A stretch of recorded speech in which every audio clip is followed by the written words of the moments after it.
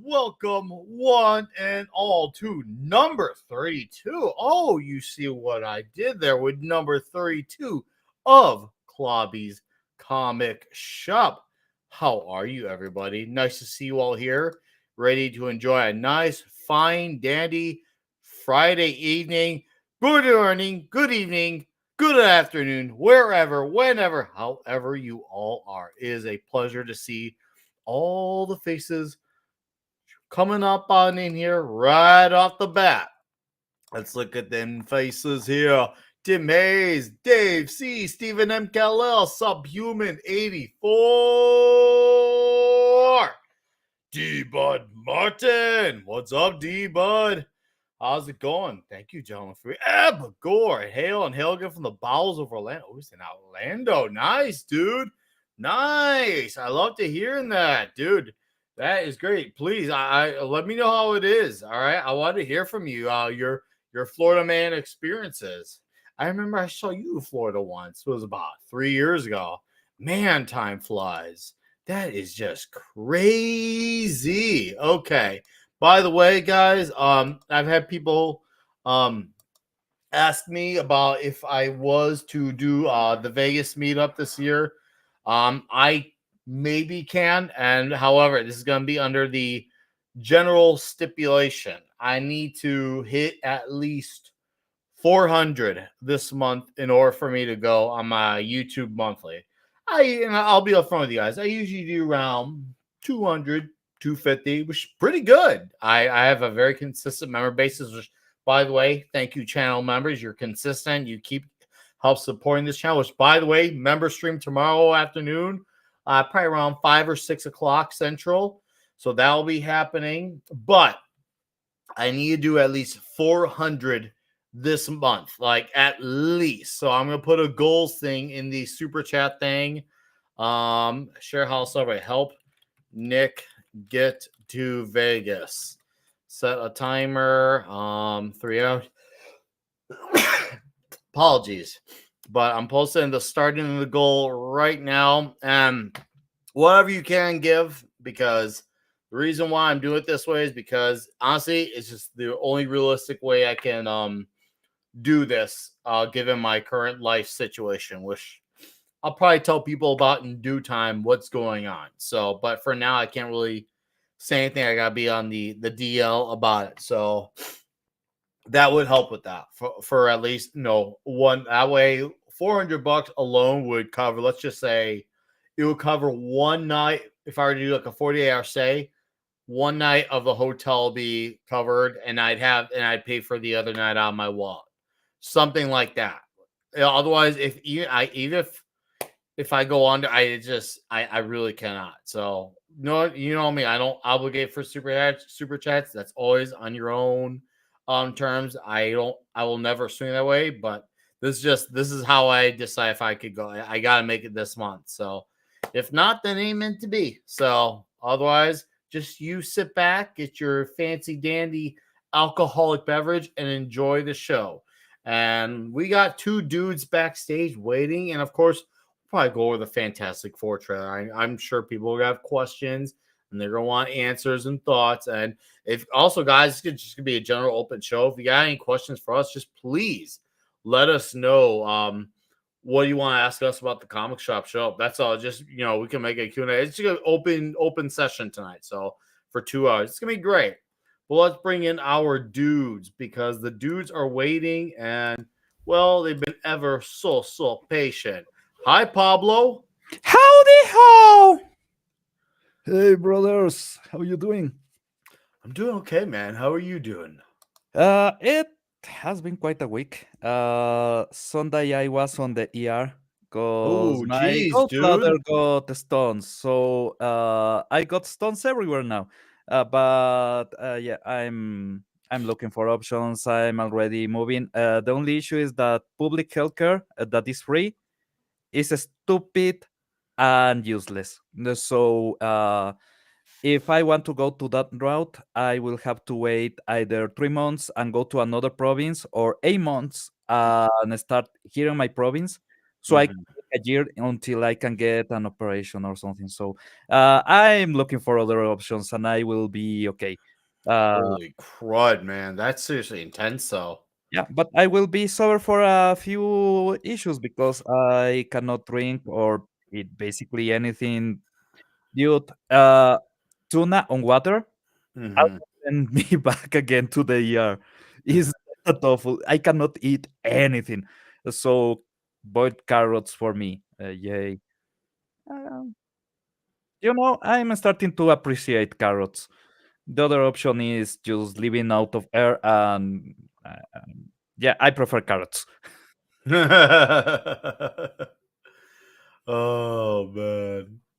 No, dude, I'm sorry you had to go to the ER. That's absolutely nuts.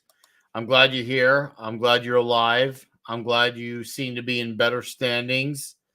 That's a man, you've had an episode where it's what's going on in the country with you personally. It feels like you can make a book out of your last year, dude.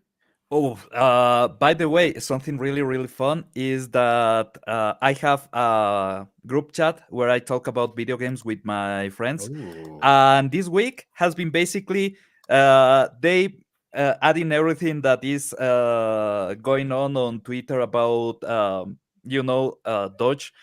And Mhm. I'm just like, Right. told you so. Every single day I have something to say. Told you so. They were Mhm. doing Transformer shows for Latin America, especially for Ecuador and Peru. And I'm like, yeah, I told you. Mhm. And Disney is getting money to do that. Mhm. Mhm. Yeah, I told you. Mhm. What a week. Conspiracy You got that theories. right, man. Yeah, You got that right, brother. Holy it's a crud. good week for conspiracy theorists. It's just so happens that we were not talking conspiracies. We were just talking spoilers. Bro, Mhm. I ran out of tinfoil. Yeah, I exactly. think I need new conspiracies. That's the thing. All of them have become Okay. true, and I need new ones just to fill a void. I see, I have had to start inventing conspiracies around just the most inane dumb things. Like at this point, I'm convinced that like all the pizza chains got together to push the pineapple on pizza debate. They maybe did. They maybe did. All to I sell more pizza. I It just may have have been a distraction all along. I just have one thing on my bingo card, and it's a confirmation about Michelle Obama, Uh-huh. and that's it. Basically, everything else I was right. I will not elaborate on Oh, yeah, yeah. that. All right. So my guy D-Bud, you crazy man, starting off the show hot for $32 on episode 32 on the 32 channel. Says, let's really get that pot going. Here's a starter. I wish the FF trailer had been better. I like the retro look of it, but Pedro is all wrong as read it, and the thing sounds like a wuss with that voice. I agree Okay, on yeah. everything you just said. And I didn't even hate the trailer. I don't even feel like I dislike it. There's things I liked about it, and there's things I didn't like about. We'll say it for the conversation, but Yeah, I have for your opinions. stuff, D-Bud, A in lot. this very generous super chat, I agree with all this, and thank you, by the way. So this is yeah, this will at least like I'm sure, hopefully by weeks end, I'll at least be a fourth of the way there. That's my goal. Is first week, first 8-10 days, be at least a fourth of the way there. So, dude, thank you for the $32, man. That is insanely generous of you, especially coming from a Dolph Lundgren member. I mean, dude, you guys, seriously, you are forever the biggest dicks in my mind, and I wouldn't have it Really. any other way. You have the biggest dick I've ever seen on a man. Oh, That's Dolph, the and now cancer free after 9 years. This as of this week, Dolph Lundgren, and he was told by his doctors he had 2 years to live, man. and he became a U.S. citizen. Finally, he actually wasn't a U.S. citizen until like a year ago. So he's at So he's growing his dick a couple sizes extra. yeah, right. Holy crud! No, dude, that is Dick just got 2 inches bigger. All us adults are big. Thank you again, Debo, for $32. That is a very generous amount. Now that will definitely go a long way for sure with the Vegas trip. Because my goal is I want to do the Trump Hotel. I've never done the Trump Hotel in my life. It'd be fun to at least say that I did it once. If I like it that much, I'd do it again. But it'd be cool to say I did it once, especially if I could like. Asubi, if I did a stream from the Trump Hotel too, come on. It sounds like a good time. It sounds like a good time. But we'll see. All right. Hey, congratulations. Right, dude, right? Yeah. He used his big C to smack the other big C. And now his big C prevails over the now former big C. I just made that all make sense using I big did C. not see that coming. Oh, Dave C for $5 says, let's get that pot huge. Well, at least enough for a tip. Hey, goes a long way, Dave. You're my guy, Dave. I love talking to this man. Dave C's a great guy, straight up. I'm just saying. And Steve, you're here. You're right on time, man. I'm getting the fundraiser going for Vegas. Fingers crossed, my guy. Fingers crossed, because this is our reason. I want to hang out with this guy. In my 48 hours while I'm in Vegas, should I go? If I could squeeze in just that 1 hour, if it ends up being more, great. But just I gotta be, for time realism, because I got my schedule, but he's probably gonna have his schedule. I feel like if we could send us that 1 hour, where it's like a burger or something, I don't know. It'd be cool to meet Steve. I want to meet Steve Mitchum.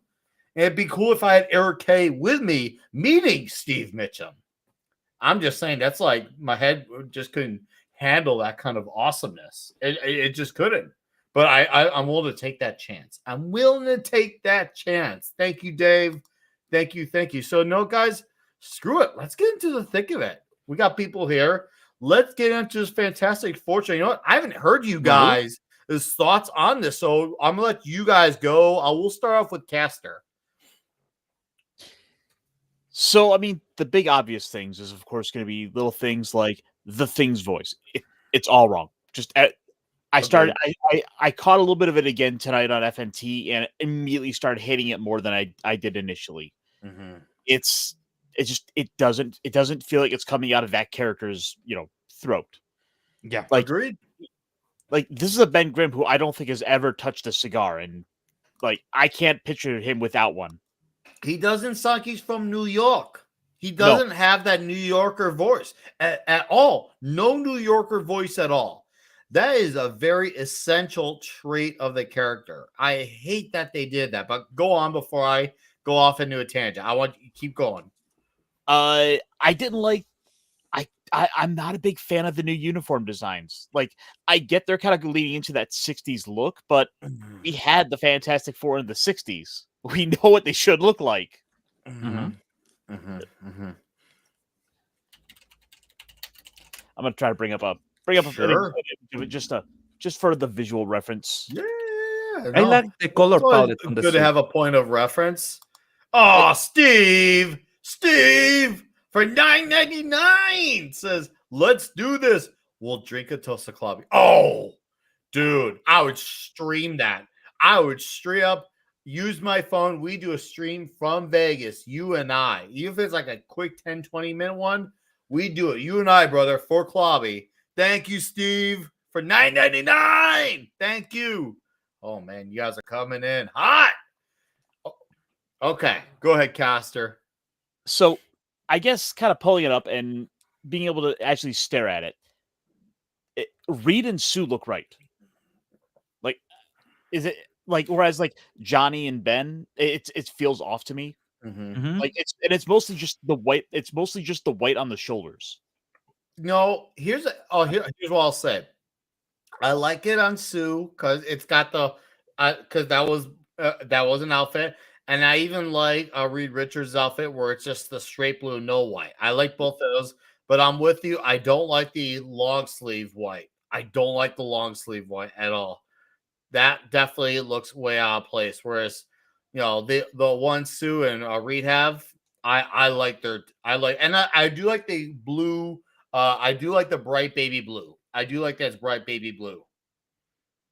Yeah, no, color's fantastic. the Uh, like even having the logo right in the middle of the chest is perfect. Like there are so many little elements about it I love. Mhm. And then there's the things I don't. Like Mhm. I don't like the white cuffs on Ben.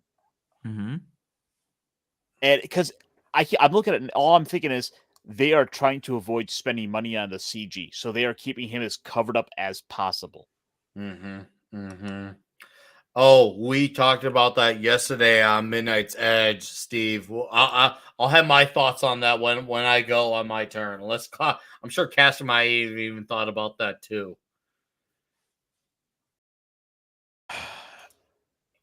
No, I mean at this point we just kind of go into sort of the open discussion about it, but it's just that it's just little things with the costume I don't like, and I understand it because ultimately Marvel wants to like kind of do like a unique enough design that they can kind of quote unquote trademark and kind of protect from any sort of copyright issues down the road. Mm-hmm. Mm-hmm. Like Now, let's keep this image up, by the way, because I guess I'll go ahead. I like the way the Rock looked. I know there's been complaints about the CG. I'm not going to go there because I like that. We have finally had the eyebrows the way they should look finally, and the head shape and the big, like sausage finger hands, except made of rocks. I do like that, but I definitely don't like the height. He should at least be like, let's just say, okay, I'm gonna use wrestling terminology. The Undertaker's 6'10", The Rock, or like let's just say Stone Cold. Stone Cold is 6'2". He should kind of be like around the Undertaker's height, looking over Reed Richards. He's not even taller than Sue. Not even taller than Sue. well, here just to pull up a Jack Kirby reference. Sure. Here's how Jack had them depicted for height. Mm-hmm. Ben isn't like towering over everyone. He's actually maybe just a hair shorter than Reed, but But there's been times he's towered over them. There's plenty of those Yeah, images too out there. depending on the artist, but originally this is the right size. If you go more into the 70s, a bit taller, and if you go into the 90s, is Hulk size Mm-hmm. because they like to have the Hulk kind of thing going out a lot. So, but still, is a bit too short. It's not that much short, but it's a bit too short. Mm-hmm. Now with the voice, yeah, why they didn't even make an effort to do something about the voice? It just sounds like a regular normal guy. Doesn't sound like he's from New York. He doesn't have that voice. He doesn't have that at all. I know my voice impression is not good, but at least with my voice impression, you can at least get the idea of what I'm trying to aim for. They don't even try. They don't even try. I feel like that's the most insulting part of it. The Nothing Fox was movies did it. tried with the voice. Huh? The Fox movies did it. Yeah, they did. That's the funny part.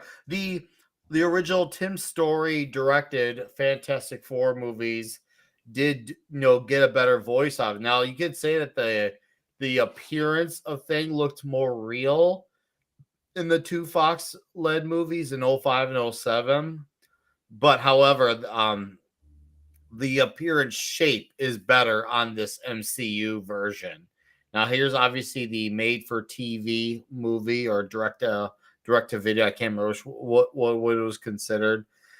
I unreleased. like the suits obviously look great here. I love the big fours. I even like the it's like navy blue here. I like the navy blue here. I could definitely dig that. And look, we actually have full on gray temples for Reed Richards, as we should. Mhm. Should be standard, but it seems like the word standard seems to be like a bit of a lost art nowadays. I mean, that said, ultimately, as I pull this back up, I think this might be the best Sue costume of that we've gotten in live action. I like her suit. I think her suit's great. I probably would say, yeah, I could give with you on that. Even though I know I like Vanessa Kirby. I saw her. She was great in the last few Mission Impossible movies. I thought she had a great part in those movies. I know, I know, and Critical Drinker of all people, he's not a comic guy. He pointed out something that I didn't catch. She's definitely a lot older than she should be for the part, and it's not the worst thing I would complain about, but it is a valid point. Yeah, but at least she still looks fairly young, so it's not something I'm gonna like bicker about the same way I would, let's just say, Ben Grimm's voice. But it's just it's more of like it's a small thing. It says like I wish they could have had someone younger, but at least she looks like a good older Sue Storm. So I can at least we'll call it a nitpick that I can look past. Nitpick that I can look past. Oh look, it's Pulp Metallicus. Long time no see, buddy. How are you doing? Oh, nice to see you. And Diva's like, I hate those Bird Arrow White Collar. Give me the Kirby originals. Well, obviously the Kirby originals are preferable. I do like them. I will admit, I do like the Burn Era collar. I'll admit it. I do like them, but at the end of the day, the Kirby era is king. It's not even close. Not even close. Yeah, there's no comparison. It's like if my Kirby's were the 10s or even the 11s, I'll give my Burns, I'd say about 7. So that's just me though. So I'm trying to think here. I do like from the shadow, even though we didn't see him, but the shadow we got of Galactus, I do like the shadow of it. That was reassuring that they got the shape right and that he's supposed to be a world eater and he's probably supposed to be huge. I do look like it's gonna be a very bright, colorful, like Jetsons, like 60s type of movie. I am with that. So I thought that was cool. And, I've heard some people say it could be more colorful. I'm like, yeah, true, and it could be. I don't disagree. But I'm gonna wait should I see this movie? I might. I'm gonna wait for reserving that judgment for the actual movie to judge that, because for all you know, that could be withheld on purpose because you don't want to blow your wad for a trailer. I've got some reservations with Galactus. Okay, and what's yours? So I'm looking at it, and with the way we kind of saw the helmet, with the helmet kind of in action, it almost looked like the horns were sort of moving themselves separate. And so I keep getting this little nagging feeling in the back of my head that they're going to cop out and we're going to find out that the helmet we're seeing is actually like a spaceship he's traveling in, that we're not going to get a real Galactus. We're going to get this like change to what is the biggest villain in Marvel. That will suck, especially because of the Eternals. In the Eternals, at least at the end, they have one of the best designs that they have ever had for a Celestial in the movie, even though the movie sucks. But the design for the Celestial is actually really, really good. Movie. It looks a lot like Galactus. So I had a lot of hope on them doing Galactus right, because Galactus is pretty much a Celestial with a human face. The Celestials are basically more robot-like. But the appearance is kind of similar. So if they can nail the one, they should be able to nail the other. But I have a lot of reservations because we didn't see the face. Maybe they are going more into a robotic face even. And if you remember, Galactus is not a robot. Galactus is made out of flesh. He is just from another universe, and he is so old and so powerful that he needs to consume universes in order to stay alive. Yeah. He's the last survivor in the previous universe. Exactly. Yes. So he is flesh and bone. He should have that feeling of he is organic. That if they don't nail, it will be basically just an X-Men Sentinel. It will look like that because, it's not Galactus if is not actually a guy that normally will be in a rope, but instead of being in a rope, he is in a spacesuit that he can use to go around and eat planets. But we have seen flashbacks of Galactus before, and he is just a guy in a rope. That's part of the sensation. So what do you guys think? Are we going to see like a proper like face like dude Galactus, or I actually have a feeling we're going to get a proper Galactus. And here's why I think we're actually going to get a proper Galactus. And this is something I kind of theorize. I have a feeling it's obvious that Marvel Studios is aware that they are now having movies that are outright failing to a point where they can't even spin their way out of it. And it's clear that they had to make some changes. However, the caveat to them making changes, I feel like they're also like, how do we try to get some people back while still holding on, trying to get in the people that we want to have? This is the I want to have my cake and eat it too, meaning they still want to think that they can still get a hold of that modern audience that doesn't exist. And what I'm using it as the allegory for that is they want to get Galactus right, but as a compensation for that, they're going to give us the Silver Surfette. Yeah, did So you they'll get notice that Galactus right as the trade off for the Surfette. they didn't even show a shadow of the Nova Surfer? And that was probably I'm done telling, intentionally. That was once it. I guarantee they're going to show up for the second trailer. I'm just going with the Nova Surfer because let's admit it, if it's a female and is a herald of Galactus, is just Nova. And Nova has been silver in some of the comics, so is Nova. Sorry if anybody's no, that's well, I've Silver actually Surfer. watched Silver It's not Surfer Northern the Drive. animated series. I love that. By the way, chat, Yeah. if you're out there and you haven't watched Silver Surfer the animated series, it was one season and an absolute tragedy. And I mean tragedy. They only went one season. It is one of the best Marvel animated series ever. Amazing. Oh, so good. So good. Who do you think they're going to cast as Galactus? Huh? Who do you think they're going to cast as Galactus? That's a great question. Didn't they announce it already? Well, no, as far as I know, we haven't. Huh. I don't know. The more I'm thinking about it, the fact that we didn't see the face makes me think that they're going to wait and do some reveal with like some prominent celebrity. Like maybe they were originally waiting to like seal a deal with the actor. Mm-hmm. And that could be. It kind of dawns on me, and I had to look this up. At one point, there was a rumor that Ryan Gosling was going to be in the MCU. I heard about that. As long as they don't go with a woman. What if Ryan Gosling is Galactus? You I know, have to see how he looks. As long as he doesn't end up looking as absurd as MODOK did. Okay. Here's a bit of my complaints, even with the photo. Johnny Storm looks a bit too babyface. I'm fine with that. I got no issue with him being too babyface. Gosling will have a better face for Johnny Storm. I can actually agree on that too. I can agree on that. Yeah.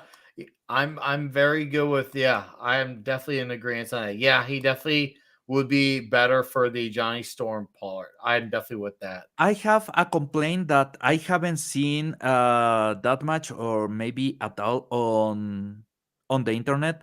And is if you see the interiors of the Baxter building, okay, looks like a 60s home, but following Kirby is Fantastic Four, following even when we have seen the interior of the Baxter building on Spider-Man, on any of the adventures with the Avengers, we know that the Baxter building, at least the part that belongs to Reed Richards, is way more technological and looks weirder. It's not just this looks a bit more machinery and having a bit of chrome here and there.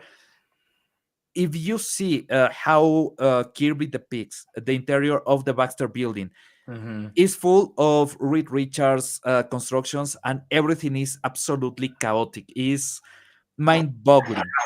Some of the shapes, some of the appearances on everything, you are supposed to not be able to discern what the hell it is because it's technology so advanced, so incredible that your brain cannot even comprehend what it is. Only Reed Richards can understand his own creations. And here, it's just a normal ass house. He is supposed to already be Mr. Fantastic for a long time. He is already experimenting, at least on the timeline that they are giving. with a lot of his weirder inventions, including accessing the negative zone. So uh, why is just a normal ass house? uh, the Baxter building itself is almost a character. It's almost a piece of the Fantastic Four. Actually, it's a piece of the Fantastic Four. Is where everything happens. Is where you see Reed Richards go into absolute madness and chaos. That brings me also in the case that Reed Richards has facial hair. Is not just a mustache. It means that he has been just going on with his creations and he's absolutely outside of reality for a long time, and he has no time to shave. So Yeah, they that's should have. giving pass hole. I don't even hold this against pass hole, but here's the thing: this is Listen, a Marvel issue. Marvel should have had him shave the stash. nope, They they didn't should have want. gone They all were the too way. because I don't fault pass hole, and here's why I don't fault him because he shaved for Wonder Woman 1984 playing Maxwell Lord. He shaved his mustache. You could say the movie's awful. You could say it's not relevant. The part that is relevant is he did it. And I have 800 complaints about Pass Hole. That's not one of them. So I'll even be fair towards him. I will absolutely blame Marvel on that. They probably were like, do you don't gotta do anything about that. You don't gotta do anything about it. Just leave it there. And it makes it look that much more not like Reed Richards. Could he have maybe looked more like it with a proper hairstyle that looked like Reed and without the stash? Maybe. I'll concede maybe. But right now, judge off what we have in this trailer, he sure doesn't seem to act like Reed nor look the part. So you got the worst of both worlds. What's up, Conan? All right, carry on, Pablo. So I need to intervene there. You are right in one regard, but we have had instances of characters that are not supposed to have a mustache, that they have done something interesting with the mustache. And I'm going back to the Batman, the 60s series. We had a Joker with a mustache just painted white. It is that simple. Sometimes the actor doesn't want to lose the mustache or something, and you can play with that. You can make it part of the character, part There's a of the reconciliation quirkiness. clause. You You have can. something going off. I have no idea Just- what that was. Wrong. Sorry. Oh, okay. I thought it was Pablo. Actually, sorry. All right, carry on, Pablo. Yeah, it's just that you can play with it. But if you are going with Reed Richards having facial hair, maybe the best depiction of how Reed Richards operate on that department is also on the Fox movies, when he is shaving in front of the mirror and he pulls his skin and actually pulls it really far so he can shave clean. But that's a moment of him trying to be presentable to the world. When he's on mad scientist mode, he is just lost into that. And we have seen even in Kirby's issues where he has patches of facial hair that obviously is because he's disconnected from reality at that point, and that's good. But go all the way, make it more tangible. Is something that you need to have, is part of the spirit of the character that they are missing. With Ben, I think the eyebrow is perfect, is spot on. Still part of the head looks too small. If you see the at least the side scenes that they have on the trailer, the head is a bit too small. Maybe they didn't want to go all the way deep with the prosthetics and everything. Also, the feeling of the stone For whose head? On Ben Grimm. Oh, I'm actually found that with Ben Grimm. I have no issues Yeah, with the it. eyebrow is perfect. Yeah, I mean, I the think head eyebrow in looks great. comparison with the body is maybe too small. I feel like they should have gone with a bigger head, because it's part of the shape of the character that he's amorphous. He is not following the rule of the body divided on 8. He's more like the body divided on 6 or something like that. The head is big. The head is supposed to be really big, and they fail a bit on those proportions. As far as I have seen, he has 4 fingers. The thing has Well, three, 3 and a three plus thumb, right, is 4 fingers, including the thumb. But if you see the sides, he has five fingers in total, and that's not how it works, right? So it's a bit of those small details that I don't really like.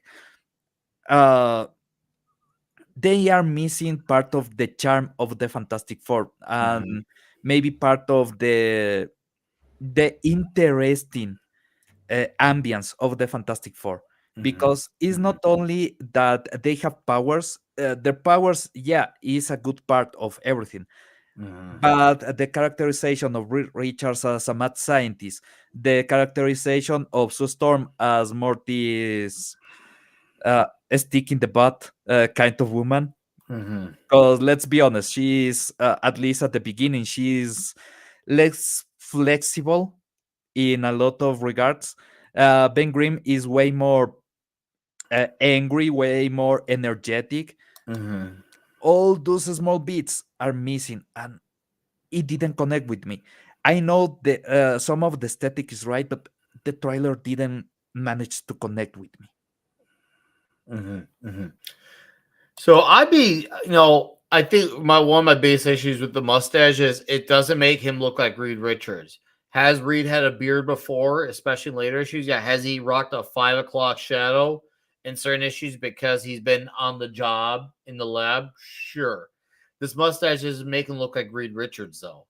It just looks like I see Pedro Pascal. And that's not even a diss towards the character. The thing is, when I see these actors, I need to see them make me believe that they're the character.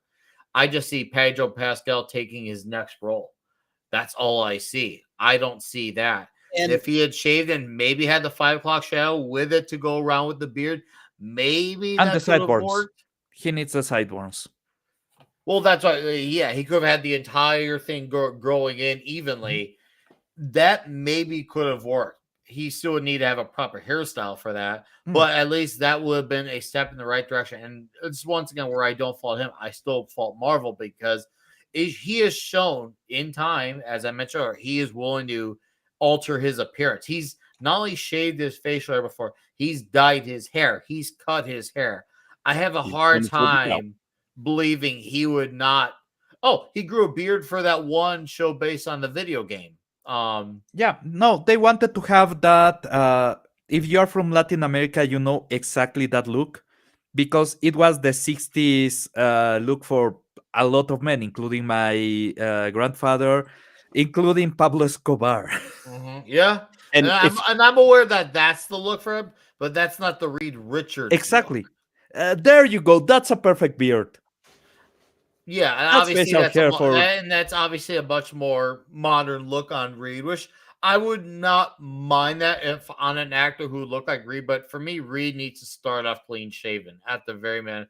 But 5 o'clock shadow would be my biggest compromise. I'm going to acknowledge JT Kirk's super chat because it's been here for a few minutes. How's it going, JT? He says, here's a fantastic fourth light blue. I see the color scheme there. SC to your goal. Thank you, sir. Appreciate that. Happy you are here, JT. Saw Conan here earlier. He said he went out drinking after work. Great night. Hey, great to hear, man. I hope you're nice. We're drinking too, dude. We're drinking too. So salute to Conan. Salute to JT. Thank you guys. I'm right under $50 tonight so far. That is fantastic. Fantastic. Thank you. I'm trying to think here. And this is once again where I was talking about the trade-off, where they want to bring people back, but at the same time, they want to have the sliver of hope we could still get that modern audience, because it isn't just with my theory on the Galactus Surfette, but it's also with how they got the things look right, but the voice wrong. How they got what's his face to dye his hair blonde for Johnny Storm, but they won't do anything about Reed's look. And so it's like, so now you're telling me all this time you could have been faithful and comic accurate. You've just gone out of your way not to when you do these things. You Mm. prove so anytime now when they say, oh, they have to make changes. Well, you're making it faithful in these parts. Why not do it there? Why not do it there? You're showing you have what it takes to go all in on it. Now you're just showing me that you deliberately don't want to. Yeah, it's basically that. Go all the way. Do the things. If you are trying to change a bit the character, okay. I guess there's some artistic freedom that you can take because this is another universe version and everything. But at least make it so the already existing fans can latch to something. And maybe the thing that the fans are latching the most is the thing. But you need to have something extra. You need to have Reed Richards needs to look better. Sue Storm, I love the actress. She is not Sue Storm. I'm sorry, but Sue Storm, That's fair. yeah. Even if you go later, if you go to the 70s, you go to the 80s. Yes, she was a bit sexier, but she was still a bit serious on the face expression, on everything. And I don't see that. Everybody's too relaxed. They are the Fantastic Four. No, I, and once again, that's where I guess you could say I'm not going to give the trailer flag. I could see why you would, though. That to me is a very fair argument. Once again, I feel like they're trying to hold. I feel like they're trying to reserve as much possible for the theatrical experience. I feel like they are really trying to be as reserved as ever. I do feel like that's an intention. For all I know, maybe I'm being too generous, and we could either already be seeing the best parts, or I don't know. I just feel like that's what they're going for. You know, strangely enough, there's something that I think that they kind of nail with Reed Richards, and there is this a moment when he's talking to somebody and says, "We eat on Sundays at 7 p.m. every week on the time," and that's I perfect. agree on that. I agree Because on yeah, that he's line. strict on he has these guidelines on how everything should run, and Yeah. he's strict on them, and he acts on them almost at mathematical perfection, and that's something that works great. Yeah, no, and I agree. I know there was debate about that. That seemed weird, and I'm like, I have no issue with that. I have no issue with any of that. To me, that's just a guy who has a routine, and I feel like with that type of dialogue, you're missing context there, and that could allude to maybe an OCD thing. Runs on a strict schedule, which would make sense given whether he's going out there exploring for the purpose of science or fighting otherworldly things, or just being a dad or being a husband. You could go 800 different directions with that. However, overall in the trailer, one of my biggest concerns, this feels like it's gonna be a Sue Storm led movie. Judging that she was the narrator of the trailer, it felt like this was going to be her leading the team and not Reed Richards. And I have a major problem with that because Reed Richards is the leader of the team. He's one of the smartest men in the Marvel Universe, one of the smartest characters, if not the smartest character in the universe. And this feels like he's going to be dumbed down to prop up Vanessa Kirby's Sue Storm. And I like Sue Storm, but she's not the leader of the Fantastic Four, no matter how much they wish for it to be. Is there's a lot of the feeling factor that I cannot believe what I'm saying, but the Fox movies got it right. I agree. And it's weird to say because with what her appearance or with what? no, with the feeling of the Fantastic Four, with the sensation of they are actually more united as a family. They are more interactive between them. I remember the fights between Ben Grimm and Johnny Storm in the Fox movies were great because yeah, it's not only that Johnny messes with Ben, Ben Mhm. also fights back, and Ben is almost as much of an asshole as Johnny is. Yeah. They had that interaction that was great. um, so Storm was sexy, but still they found ways to not make her overly sexy, including that scene when she is naked and she just turns invisible. That's it, that's perfect. Mhm. You have that moment of cheekiness, but also she's invisible, so who cares? It's impossible to see anything. Mhm. uh, the feeling was right. The story was shit. Mhm. Also, Doom was shit on those movies, Mhm. but Yeah. we haven't even seen Doom here. And I know it's supposed to be Robert They'll Downey Jr. probably be in the after credits, if not saved for something else. Yeah, I can't believe that they are doing a Fantastic Four movie. The main villain is not straight up Doctor Doom. Galactus, you say for the second movie, maybe the third movie, and you wait to introduce more of the how do I say this? More of the outer space, not even the galactic, just the outer space of this universe. Because we know on the other universes, on the galactic side, we have the Guardians of the Galaxy. We Mhm. have the Celestials. We have a lot of things, but this is another universe Mhm. that may be weirder, or at least stranger to us, that we need to know before you present Galactus. In this universe, maybe there's still a Thanos that we haven't seen, and Thanos has great interactions with the Fantastic Four. Maybe there's even not Nova from Galactus, a Nova, or they have Marvel. Remember, the Fantastic Four has one of the best interactions, the first interaction with god damn it, i I forgot the name. ah Adam Warlock. Yep. Mhm. Mhm. Yeah. He appears at the beginning on the Fantastic Four, so that part we are missing, and acknowledging that this is a different universe and having the galactic side, of at least the space side, Mhm. being around. Then you present Galactus. Then you have this big For bad. all we know, Galactus might even have a small part in this thing. I have a feeling it's going to be a small part.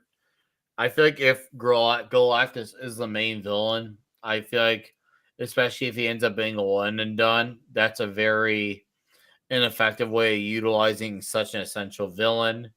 Now, that doesn't mean whoever plays the character is going to be bad, but I feel like a character like that needs to be in a series of movies. That's He is something the that big needs baddie. built.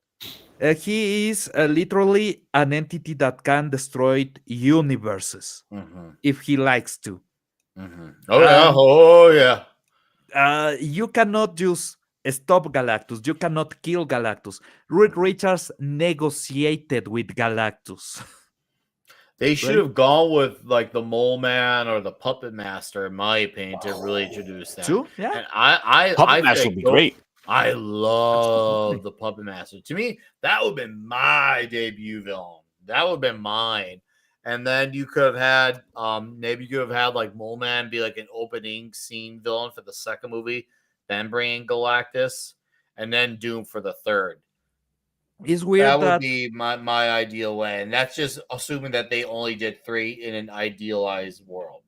So, is really weird that I have the exact opposite complaint about this trailer than I had with the Superman trailer. In the Superman trailer, I was like, "This is too much. They are showing too many things. Maybe there's too many things on the movie. I don't trust that they will have enough time to get into Lex Luthor, into Brainiac, into the Kaiju, into everything.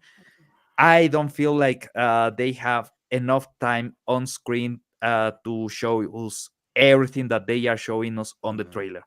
In this, I was like, they are not showing enough to get me interested. I'm conflicted because I'm glad they didn't show a lot, but at the same time, I can see why people would like more. I'm one of those guys where I like going into a movie knowing as less as possible. That's just how I'm wired. That's a personal thing. I like knowing as less as possible because I'm still about, even with the internet age and everyone knowing everything before they see or read or hear something, I like going in with genuine surprises. Like, even when the latest Striper album came out in September, it was the first time I ever in my entire life did not listen to a single song before the album came out.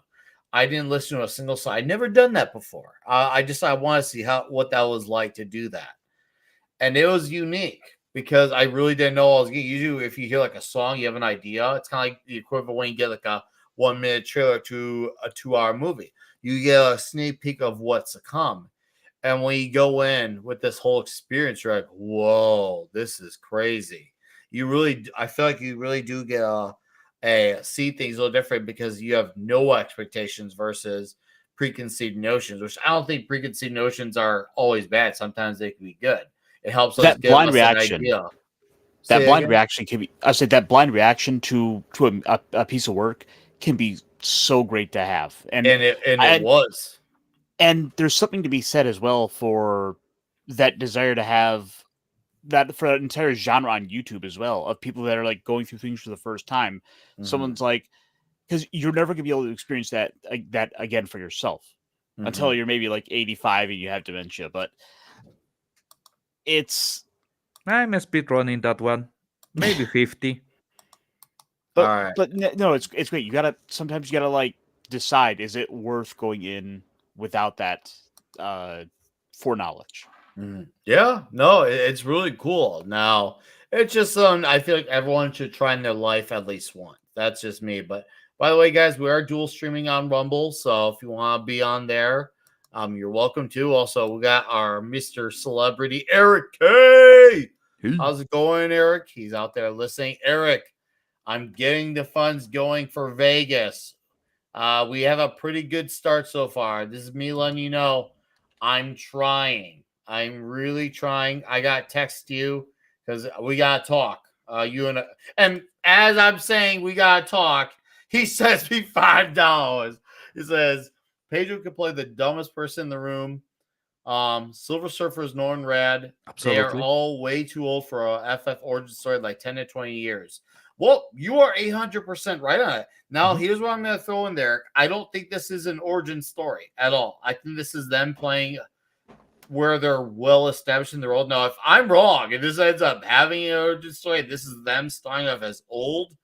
Yeah, but you're right though. Yes, they are supposed to definitely be a bit younger. I mean, Johnny looks young. I'll give him that. The kid from Stranger Things looks young like Johnny. He looks like he's be brash. Hopefully, he's a hot head. We'll see. But yeah, Pedro could. Yeah, he's. And here's the thing. I had the feeling the best case scenario for Pass Holt in this movie. This is what I think could be the best case scenario. He might end up being okay. However, the caveat to being him okay in the movie, he'll be okay as a actor, but not as a actor playing Reed Richards. So he'll bring in a decent performance, but it won't be a Reed Richards performance. It'll be one of these, well, yeah, if you know the source material, you're going to absolutely hate it. But if you don't know it, you'll like his part. I have a thing. That's going to be the caveat. I have a feeling that's what it's going to be with this. But thank you, Eric, for the 5. But yeah, I'm working on it, my man. I am working on it. I want to see you in April. I'm trying to get to the goals to try to a 48-hour stay, and I would like to be able to stay at Trump Tower. So Trump Hotel. So that's what I meant to say, Trump Hotel. So here's hoping. Here's You hoping. are aiming really high if you want to go to Trump Tower. I looked at the prices already. I already looked at the prices. I meant Trump Tower. Oh, God. Nick Weiser, I invite you to Trump Tower. It's really great. I hear you have a great time. Some say you'd have the best time. And I'd say You would have the greatest time ever. We've got the finest of rooms for you on the 32nd floor. Oh! You Yes. have to do that. That was good. That was good. I always give the finest of rooms to my friends, and I'm giving you the finest of rooms. Oh, At this point, good. I'm thinking that maybe they need to come up with a Dodge hotel. The Doge Hotel. Yeah, Oh, dude. the logo is just I the would drop. actually love to go to a Doge Hotel. Oh man. Oh, it's my guy Gray. Hey Nick, thanks for jumping in the channel here, Matt. You have a great dude, you have a great weekend too. Dude, great. I gotta get you on the show sometime, man. I gotta get you on there. We had you on way back when. I'm sure you remember that. I would love to have you back on, dude. We gotta talk, dude. You've never seen such rooms. Melania says it might even be my best hotel. I may get you any room except for one. I don't think you have the presidential suite. It's for me. No offense taken. No offense taken. But chat, this is to all you guys for being here almost an hour into the show as we're chatting, shooting the shit about the F4 trailer. Thank you guys for over $50 in super chats tonight. This is a really, really great start to getting me to Vegas. We're almost a fourth of the way there. Almost a fourth of the way there. So one week into February. So thank you very much, guys. Cheers. Salud. Mm. Ah, okay, chamomile tea is maybe not a bad idea with honey and lemon. I'm starting to like this shit. Ooh. Well, it's a good option. It's Yeah. a good option. It's the best option. I'm trying to think here. What else do we not go? Oh, I did like seeing the introduction of Herbie in the trailer. I did like Oh, seeing yeah. the introduction of Herbie. I thought that was cool. And I obviously with the Baxter building is there. And it had the retro future look to it. Now, it's not my ideal Baxter building. I will throw that in there. But did I like the appearance overall of it? Yes, because of the retro future look that they're trying to go for. I'd still prefer my traditional 60s New York architecture building. But for the sake of what they're going for with this here, I could roll with that. That was something that didn't really bug me at all. I was like, okay, different building, but as far as the war changes, far from the wars. This is just like Yeah. I can look past it and I can No even roll Fantastic with it. Mobile though. If you notice, they didn't Well, show the Fantastic Mobile. I thought there was a photo of it that leaked out there, the mobile. Was it there a Yeah, photo of but it? it was not in the trailer. Well, We that's saw the fine. rocket. You don't have to show it all in the trailer. I mean, once again, you I maybe it's just me, and you tell me, Paul, this is just a me thing. But I'm the type of guy where I like having things reserved for a movie. It seems like and it seems like everyone else wants to see everything shown off. Are you on the camp where you like seeing all that shown off, or are you somewhere in the middle? Where are you at, Pablo, with that? The thing is that at this point, I don't trust Marvel enough to go blind to anything they do. Valid. And if you told me that they had so many stuff on the original Iron Man trailer, I will tell you that's good. I didn't see the trailer because I will not see the trailer for a lot of movies for Infinity War. I avoided the trailers for Captain America, Winter Soldier. I avoided the trailers for basically almost everything up to when they started with Carol Danvers. I avoided the trailers. Then I wanted to see Infinity War and Endgame blind. No, for some reason, I think that I need assurance that I will like that what I will see because I don't want to pay them for something like Captain Marvel ever again. For I went to see Black Widow, it was not worth it. I went to see almost every movie after Endgame, with exception of obviously Spider-Man: No Way Home was not worth it. and the Well, trailers warned me about how terrible it will be. Before, I was more enthusiastic, I had more hopes, so the trailers were not a way to deter me from the movie. mhm. It was more an annoyance that people had spoilers and I didn't want to know anything about the movie, so I wanted to go blind. No, I need the information because I don't trust them. Okay, no, that's fair. That's very valid. And now that I have a better understanding of where you're coming from, you need to have more shown in the trailer because you want to be reinvested, but they've done so much damage to you that they need to go the extra mile of convincing you. Is They that have what I'm proven getting? themselves. Is that what Yep. I'm picking up from Yep. you? Pretty Okay. much. Aside from No Which Way Home, which I do agree is the best. Yes, I do. I'd say aside from No Way Home, for me, Deadpool and Wolverine. Deadpool and Wolverine. I do prefer No Way Home over it though. I do prefer No Way Home over it. It's I've better. rewatched both. That third act is to me absolutely awesome to see, and it's still. And what was great is like I know people who didn't see the Andrew Garfield movies and who saw those scenes, and they were still able to still feel the emotional impact of that. That should tell you something when you can go in that not having as much knowledge as everyone else and be like, oh, okay, I kind of pick up what's going on here and the importance of this character, even though this is the character who ultimately got shafted, really. So in I feel like in it's No Way Home. And then once it, come on, that third act, come on. That third act Yeah. was literally amazing. That third act was the chef's kiss. The interaction And between the it three made Tom Spideys. Holland's Spider-Man finally become Spider-Man, too. That was a big thing.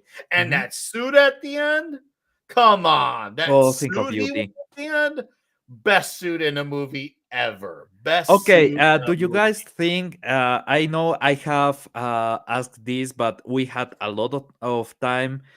We have a cool off period. Do you guys think it was more a Ditko era suite or a Romita era suite? Both. Right? It Both. has a lot of the original Ditko flair, but I will agree that the belt feels more like the Romita era. I when he was first brought into the MCU, I always thought the suit looked a little bit more like it looked like it had an MCU flair, but except at the same time the eyes and the emblem were more so from the original 60s era. But then the suit was definitely no terrible with the Iron Man technology look. And Mhm. now we got this traditional red and blue look and it was like, wow, this is an incredible suit. It's not overly busy. It's not trying to add a bunch of mindless scales or collars or any of that stuff. It is just a traditional homemade superhero suit as he should have. And I thought that was such a cool shot. Seeing him web slinging in the snow in New York City. That dude, that shot, because I saw a movie twice in the theaters, and I felt that scene both times.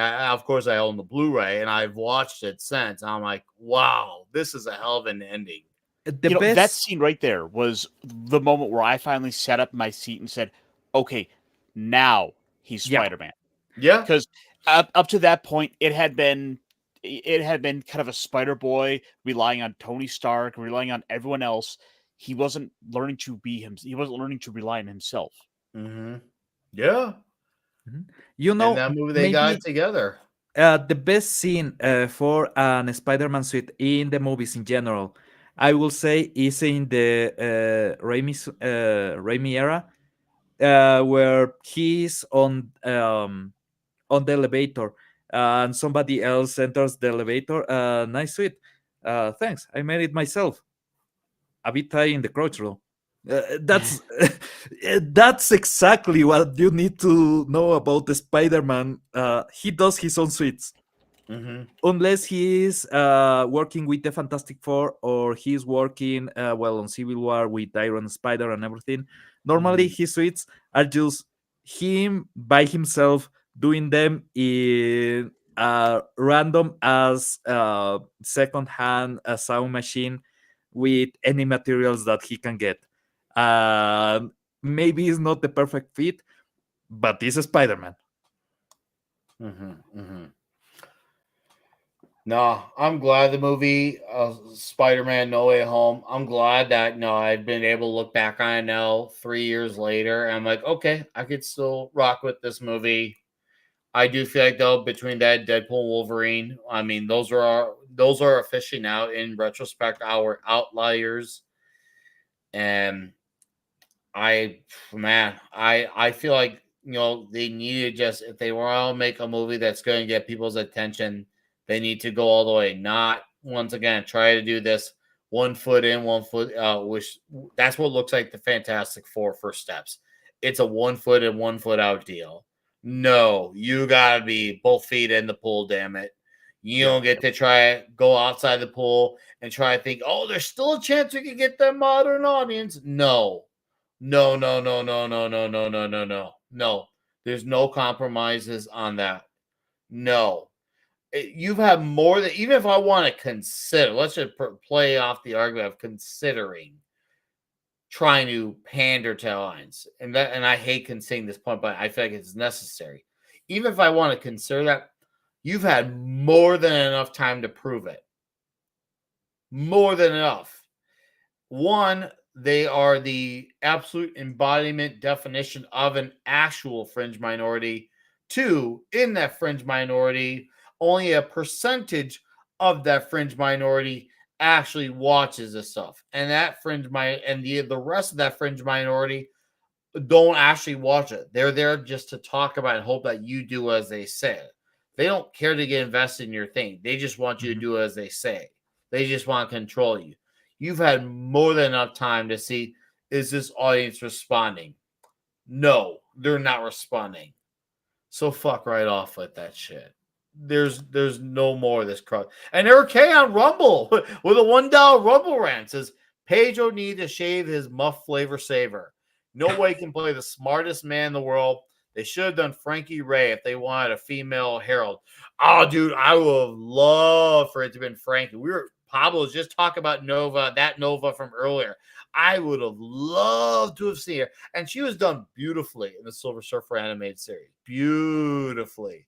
We get her origin on the series, right? To have seen that. Huh? As I remember, we get her origin on the series. Yes, we do. In the show, yes. In the show, we did. Yeah. I would love to have seen that, Eric. Would love to have seen that, my dude. Thank you for the Rumble rant as well. I saw Madhouse Retro Gaming is there too, saying, what's up, bitches? So, yes, guys, we are on Rumble. So, we're once again, we're dual streaming. There's almost 20 of you here in the chat. Thank you. Appreciate the hell out of that. We're obviously having a really great discussion on first steps. I wish Clobby were here so bad for this conversation. I already feel like guys like me, D-Bud, Steve, Mark D, we have an idea of what he would have said. I mean, for all I know, maybe we could have been off on a thing or two. But I think I could say with confidence, I could at least be 80% accurate with what I thought he would. He would have loved the appearance of the Thing. He would have hated the voice. He would have been fine with the brightness of the suits. He would have been fine with Reed's suit. Given pass hole flat for the mustache.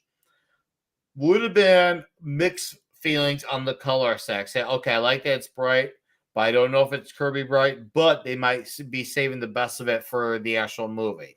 So that's where I think he would have got, because he knew how to be reserved for certain things. He didn't just go off with everything is the new worst thing ever right away. He needed one thing's for sure, in. though. What? One thing's for sure, though. If he saw it and he hated it, he would be calling it the Craptastic Four. Oh, yeah. Oh, and that's the thing. That was one of his other signature traits, is he would have the names shouted out loud about by the time he had seen the movie. That's when Eternals was born. That was when Man of Steel was born. Like he really, really brought it home with those names. P Hard after season 3. I can't think of those movies without thinking of his names for them. Yeah. There is no Man of Steel. It is just Man of Stool. Snyder butt. I'll have to catch myself if I'm trying to talk with like coworkers about some of these things, and my first instinct is to go to Clobby's names for them. Like, oh yeah, it's just like what happened in Man of Steel. Still, yeah, has happened to Now, me do too. you feel like he would have liked Reed's suit, or do you feel like he would have hated Reed's suit? Because I feel like he may have liked Reed's suit because it's pure blue, outside of the belt and the boots. That's I my feel guess. But he would definitely not like Thing and Johnny. I think you and I can No. agree he would not like Thing and Johnny. Full stop. See, no, he would have absolutely hated. He would have absolutely hated the way they had the Thing all suited up. Yeah, it was I'm great to see him in the trailer, even like don the trench coat look. Mhm. But at the end of the day, the most important part is that money shot of him dressed up proper, like go time thing. And uh we need to know another little detail. How does Ben Grimm address Sue Storm? He doesn't say Sue Storm. He says Susie. That's his thing. yeah. He calls her Susie. Mhm. He's the only one that calls her Susie. It's a small detail, but if you know your F4, that's an important detail. We know to Ben Grimm she's Susie. And I would love to have seen him with Alicia Masters and her father getting involved with the whole puppet master thing. Dude, God, what a great opening movie villain that would have been. In an ideal world, this would be a great villain because especially if they're like more rookie based and they don't know their powers as well. What a great way to get them started with a guy who can manipulate what they can do with their powers. Like, holy crap, we're barely even heroes. We're basically adventurers who go on sci-fi type of journeys. Now we got this guy who's messing with our power set and we don't know how to top him. Dude, that would have been ideal. It's always possible we could get the Red Guardian, the Red Red Ghost in Dose. this. Yeah, and that no, I didn't honestly notice that until people pointed out to me. Like, yeah, and maybe that is Red Ghost. I could see that. I could definitely see why. I didn't think about that at all, but I could see why Although, people might think so. although what is coming to mind is from some of the two that 2000s run, the one that's always held up and praised, where they kind of brought back in like Reed's father, and his father was kind of like off like time traveling with like Da Vinci or something like that, and he had a big old beard like that, and I'm wondering if they aren't kind of going into sort of that stuff because that was all kind of in the build up to destroying the universe in like 2015. Mm-hmm. Mm-hmm. Oh, speaking of destroying the Earth in 2015, it's clear that they want to get to the Hickman version of Secret Wars. That's for sure. That's the one. It's It was so the obvious that Hickman stuff. they're wanting to rush to this story so bad. And the problem is, even if you want to go into that story, you need to have the years of the Reed Doom rivalry. You have one movie and whatever else Reed Richards or Doom appears in between then and later when Doomsday come out to build that. You're telling me you're gonna build that over that quickly. Reed and Doom's rivalry builds because of years of continuity from that. Even though I don't like them going into that storyline for this movie, because to me everything about this multiverse is fucked. If I was even ruled that concept, to me, if you're gonna get one thing right, get that rivalry right. You're not gonna have enough time to get that rivalry right, especially when it seems like this Doom's not even a main villain in this movie, which is fine because to me he shouldn't be the main villain anyway. Well, to make matters worse with the Doom subject, how long are they realistically going to have RDJ to play the character? Outside of like these like 3 or 4 appearances, Unless he like, does, he stays in the mask the entire time. That's my only guess. They really need to get over marrying these characters to the actors. Marvel, please, I'm begging you. It's okay to recast. Mm-hmm. At Well, this they did it point, with it's War okay to Machine. reboot. They did it with War Machine, no problem. When Oh. they Terrence Howard to John Cheadle, apparently Oh, Terrence Howard wasn't Ross. valuable enough. The Fantastic Four were a great way to just reboot everything. If they wanted to go on a route where, yeah, maybe we failed too much, maybe we should try to do even a sub reboot, the Fantastic Four was the right way to do it. Instead, they are adding the Fantastic Four to the misery that they have right now, and that's the worst part. Mm-hmm. That the Fantastic Four were not there from the beginning because of obviously right reasons. Yeah, which is literally out of their But control. We yeah, can't fault them for if that. you are going back to the Fantastic Four, okay, it's a good time to just clean house, recast whoever you need to recast, and have maybe some of the best interactions that you could ever have. We had Iron Man and Doctor Strange on screen being sassy to each other, but we never had a battle of wits and egos between Reed Richards and Tony Stark, and we will never have. No. We will never have the Thing fighting the Hulk when the Hulk was a real man and not whatever it is now because Mark Ruffalo. Mhm. We had a lot of good opportunities, even with they are bringing Jackman as Wolverine to the MCU. Well, the mutants had a lot of issues with the Fantastic Four, but as enemies, as friends, we are losing that because they are not recasting, so we don't get those characters. Those characters are just dead. So Steve, right here. You judge a hero by his villain. Doom is ultimate. Yeah, that's what I mean. That Mhm. relationship is personal. Doom is he's basically a demigod. Reed is the smartest man. You put those two together in the room. It's one of the ultimate rivalries. Seriously, that is one of the signature rivalries, and you're gonna think you can just get away with that with a movie that Doom won't be in versus a movie that he will be in. You got that's the type of thing you need to build over time, the way Thanos was built up. You don't get to just rush to Doom. No, you do not. You do not get to do that and think we're gonna have the yeah, same investment. No, you do not. And at we will prove it. at this point, We will prove it. guys, do you think we will ever get the Amazing Batman? Ah, the amazing bag, man. Oh The bomb. man, Oh, was it the no. bombastic bag man? Dude, it That'd be even in the hilarious, but PlayStation it 4 won't game, happen. It yeah, won't happen, but it they should. had that costume, and as I said, it was the greatest opportunity that they will ever have to just soft reboot or even completely reboot, because Mhm, there are so many good interactions that they are missing out, and if they miss those interactions, mhm, they miss some of the biggest part of Marvel itself. mhm, We They had a completely different approach into what to do when characters live in the same world from DC. DC was basically they separated most of the characters. They had a lot of together stories, but the rest of the time they barely acknowledge each other. In Marvel, you have a lot of connections between the characters, even in some random issues where Johnny Storm appears on Spider-Man because why the hell not?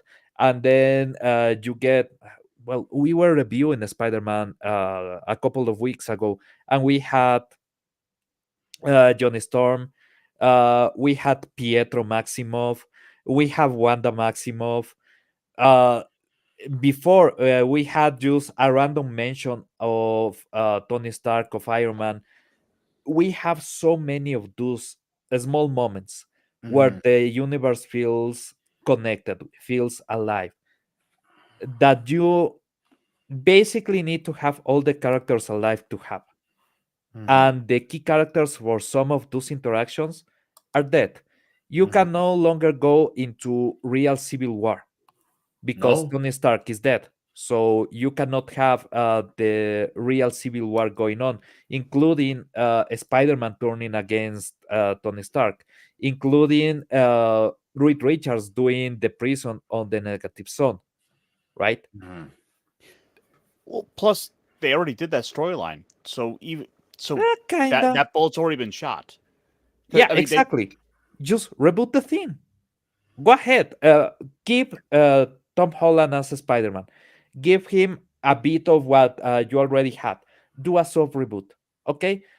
You can keep Doctor Strange. You can keep a couple more of characters, but uh, Rudy is absolutely destroyed because of whatever that series was called, Secret Invasion of Privacy, whatever. Um,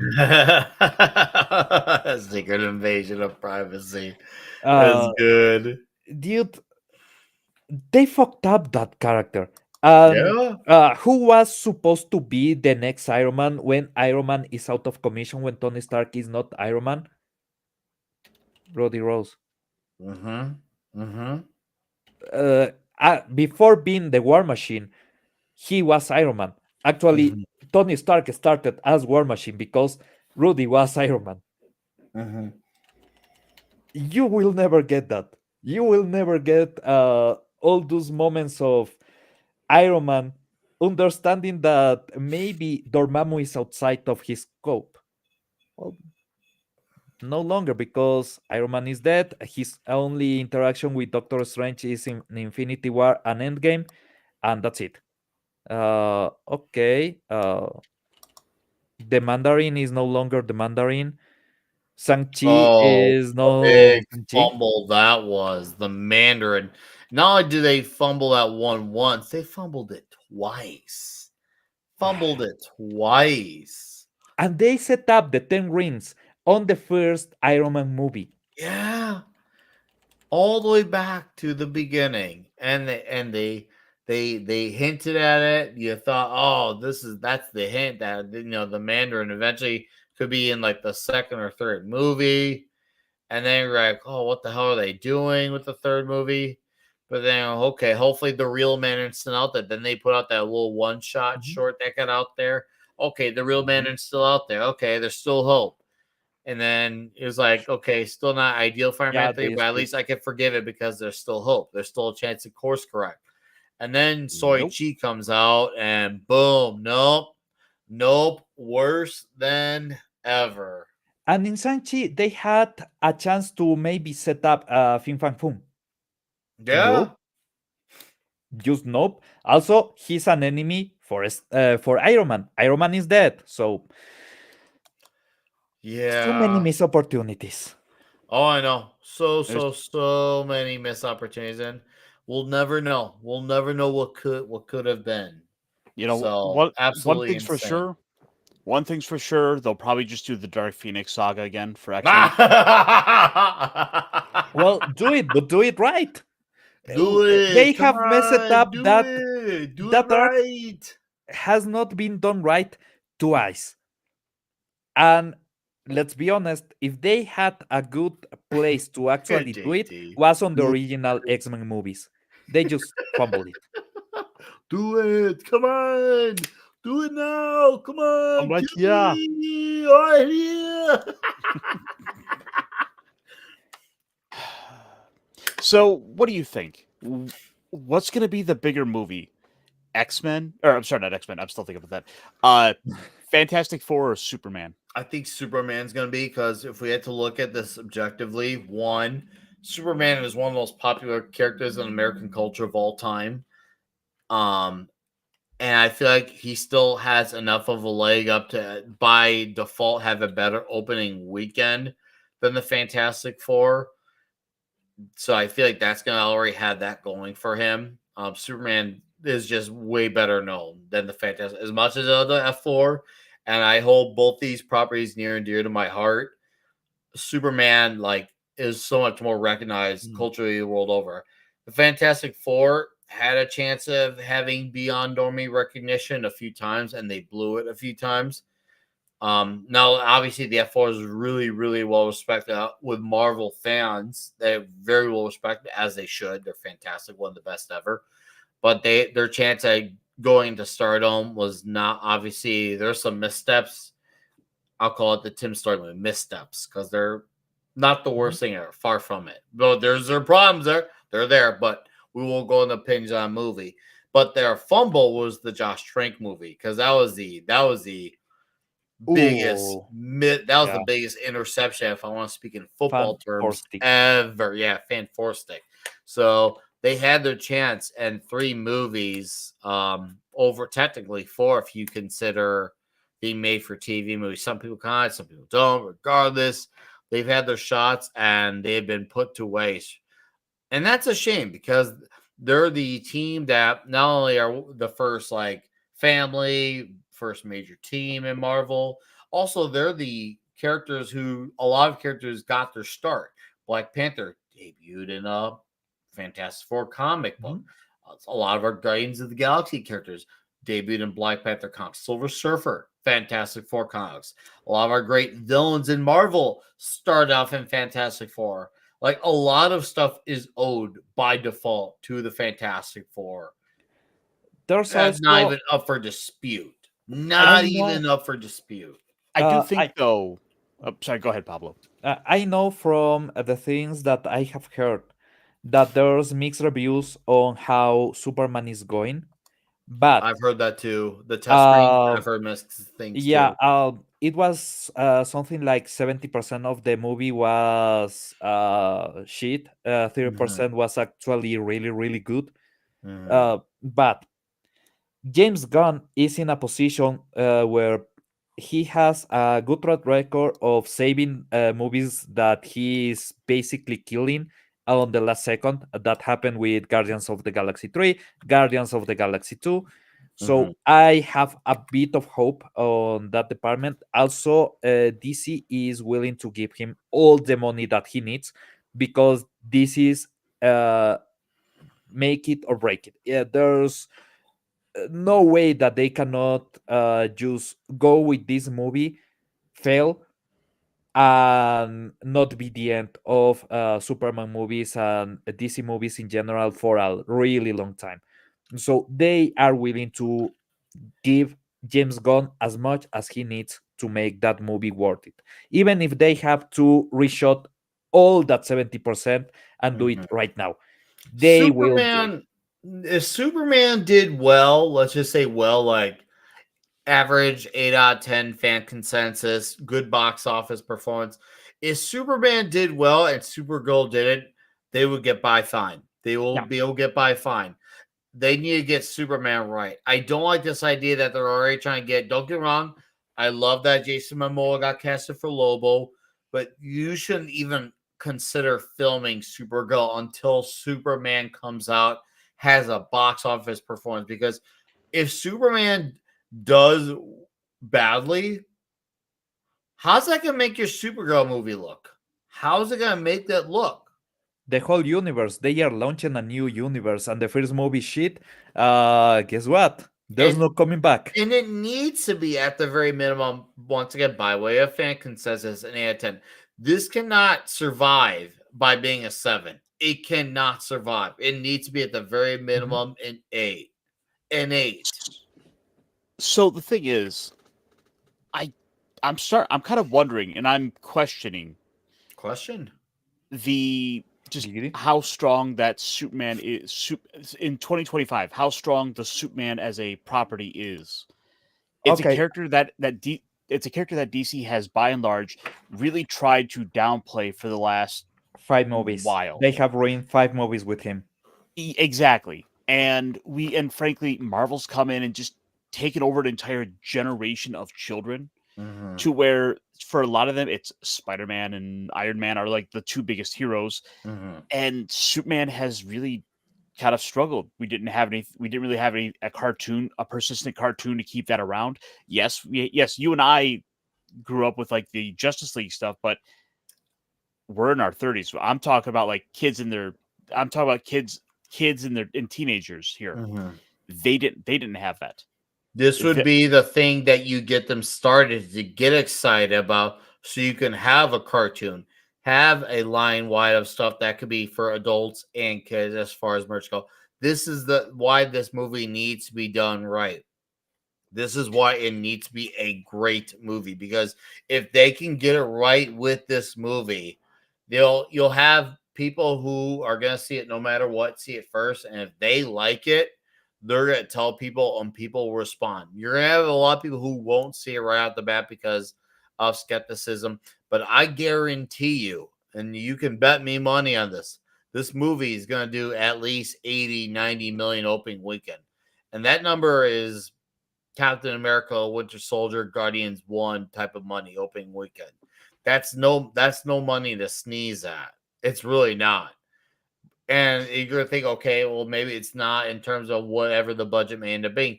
And that's true too. But if the movie is good and has legs, it can make its money long term. Because once again, you can look at the same way Guardians 3 did. It started off small in Guardians 2, but it finished off greatly. If it could pull off what Guardians 3 did, James Gunn comparison, it could finish strong.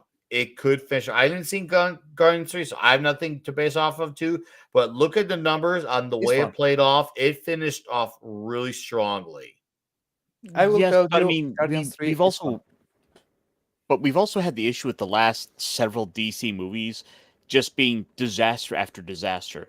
There's no trust in the DC brand. That's fine. But with Superman, you can still put this type of movie out. This is the You don't one need character trust. you can try to get people to try to get, if you're going to try to get them interested in the DC universe. Because remember, this is once again where it comes back to the normies versus the comic book fans. We're going to see it with Casper. A lot of people are going to see it as a Superman movie, not a DC movie. A lot of people still couldn't tell you the difference between Marvel and DC, anyways. That's true. So that is the one thing that this movie has. Another thing going for it is they're going to see it as a Superman movie. I really wish it was legal to record on the metro from my city, because I today I was in the other side of the city. I needed to go for booking an appointment with a doctor, and when I'm going back to my home on the metro, I see no less than 6 people with different shirts or keychains or whatever memorabilia for Superman, for Batman, for Captain America, for Spider-Man. These are normies. These are just random as normies. They are not nerds. One of them was a woman. She had a keychain of Captain America and is a college age woman. So, and with the way that she was dressed and everything, that's not the kind of woman that will go to the cinema because she's a nerd. She goes on a date. And all these people were dressed or wearing this memorabilia from superheroes that are part of cultural identity more than part of fandom. And that's something that maybe these companies have not realized. If they do a good Superman movie, the old people will take the younger people to watch Superman because they like Superman and they want their kids to watch Superman. And that's it. It's not about I'm a fan of Superman. It's about I saw this when I was this age, and now my grandchild is this age. Let's go. Let's fucking go. It's that simple. And because it's present on everything, if you go to the handcraft markets that they have, you will see even indigenous dressings with symbols for Superman, for Batman, for Spider-Man. Is part of culture and is so deep into culture that is mixing with religion, is mixing with basically all the branches of society. So you just need to nail it and you will generate money. The intention is there because it's part of culture. It's possible I might be slightly overthinking this a bit. Superman is part of the cultural zeitgeist, and Pablo's right. Like, even though, and this is once again, this could come to my personal opinion versus the normie side thing. Daredevil is my second favorite fictional character of all time, and that's even over Superman. However, just because I prefer Daredevil doesn't mean he's more popular in the world than Superman. I have never, ever, and I went to 7 straight years of the C2E2 comic convention in downtown Chicago. The amount of Daredevil shirts I've seen, whether it's from a geek or a nerd or a normie, ranks in the single to digits, if not less. Less. The amount I've seen wear Superman shirts, hundreds. And then there's the people who you see in everyday life, whether you're on the train, on the bus, working at my company where I'm employed at, where I see thousands of customers a day. Superman is still part of the cultural zeitgeist, even though there's stigma around the last several movies. His character still hangs around, and people are willing to come back for good Superman if it's good. Because in the Screw 52, Superman was not doing as hot with DC Comics. But then along came Rebirth, and you had the Superman book with Peter Tomasi and Patrick Gleason. People came back and responded. Then you had Dan Jurgens come on for Action Comics again, because he's written Superman before, and people responded. Before Bendis came along and fucked it all up for everyone. Point being is, people will come back. It may not be everyone, because that's just sometimes once you lose someone, they're gone forever. But are there people willing to give a shot if word gets around? Yes, absolutely. And I was one of them. I was reading both Superman and Action Comics every week between June of 2016 up until I think it was May or June of 2018. I had a new Superman comic to look forward to every single week, because they were releasing both those books twice a month. So 1 week Superman, a week Action. Superman again, Action. For almost 2 straight years, I was enjoying great Superman. And I remember when I heard Bendis had signed with DC, I thought to myself, whatever you do, please do not give him Superman. They fucking gave him Superman. Yeah. Pissed. I'm still pissed about that to this day. And they had him fuck Jonathan away from us. everything up in the process. They fucked up his family, Jonathan Kent. He had to do the public identity. Oh man, he made it a more serious book again.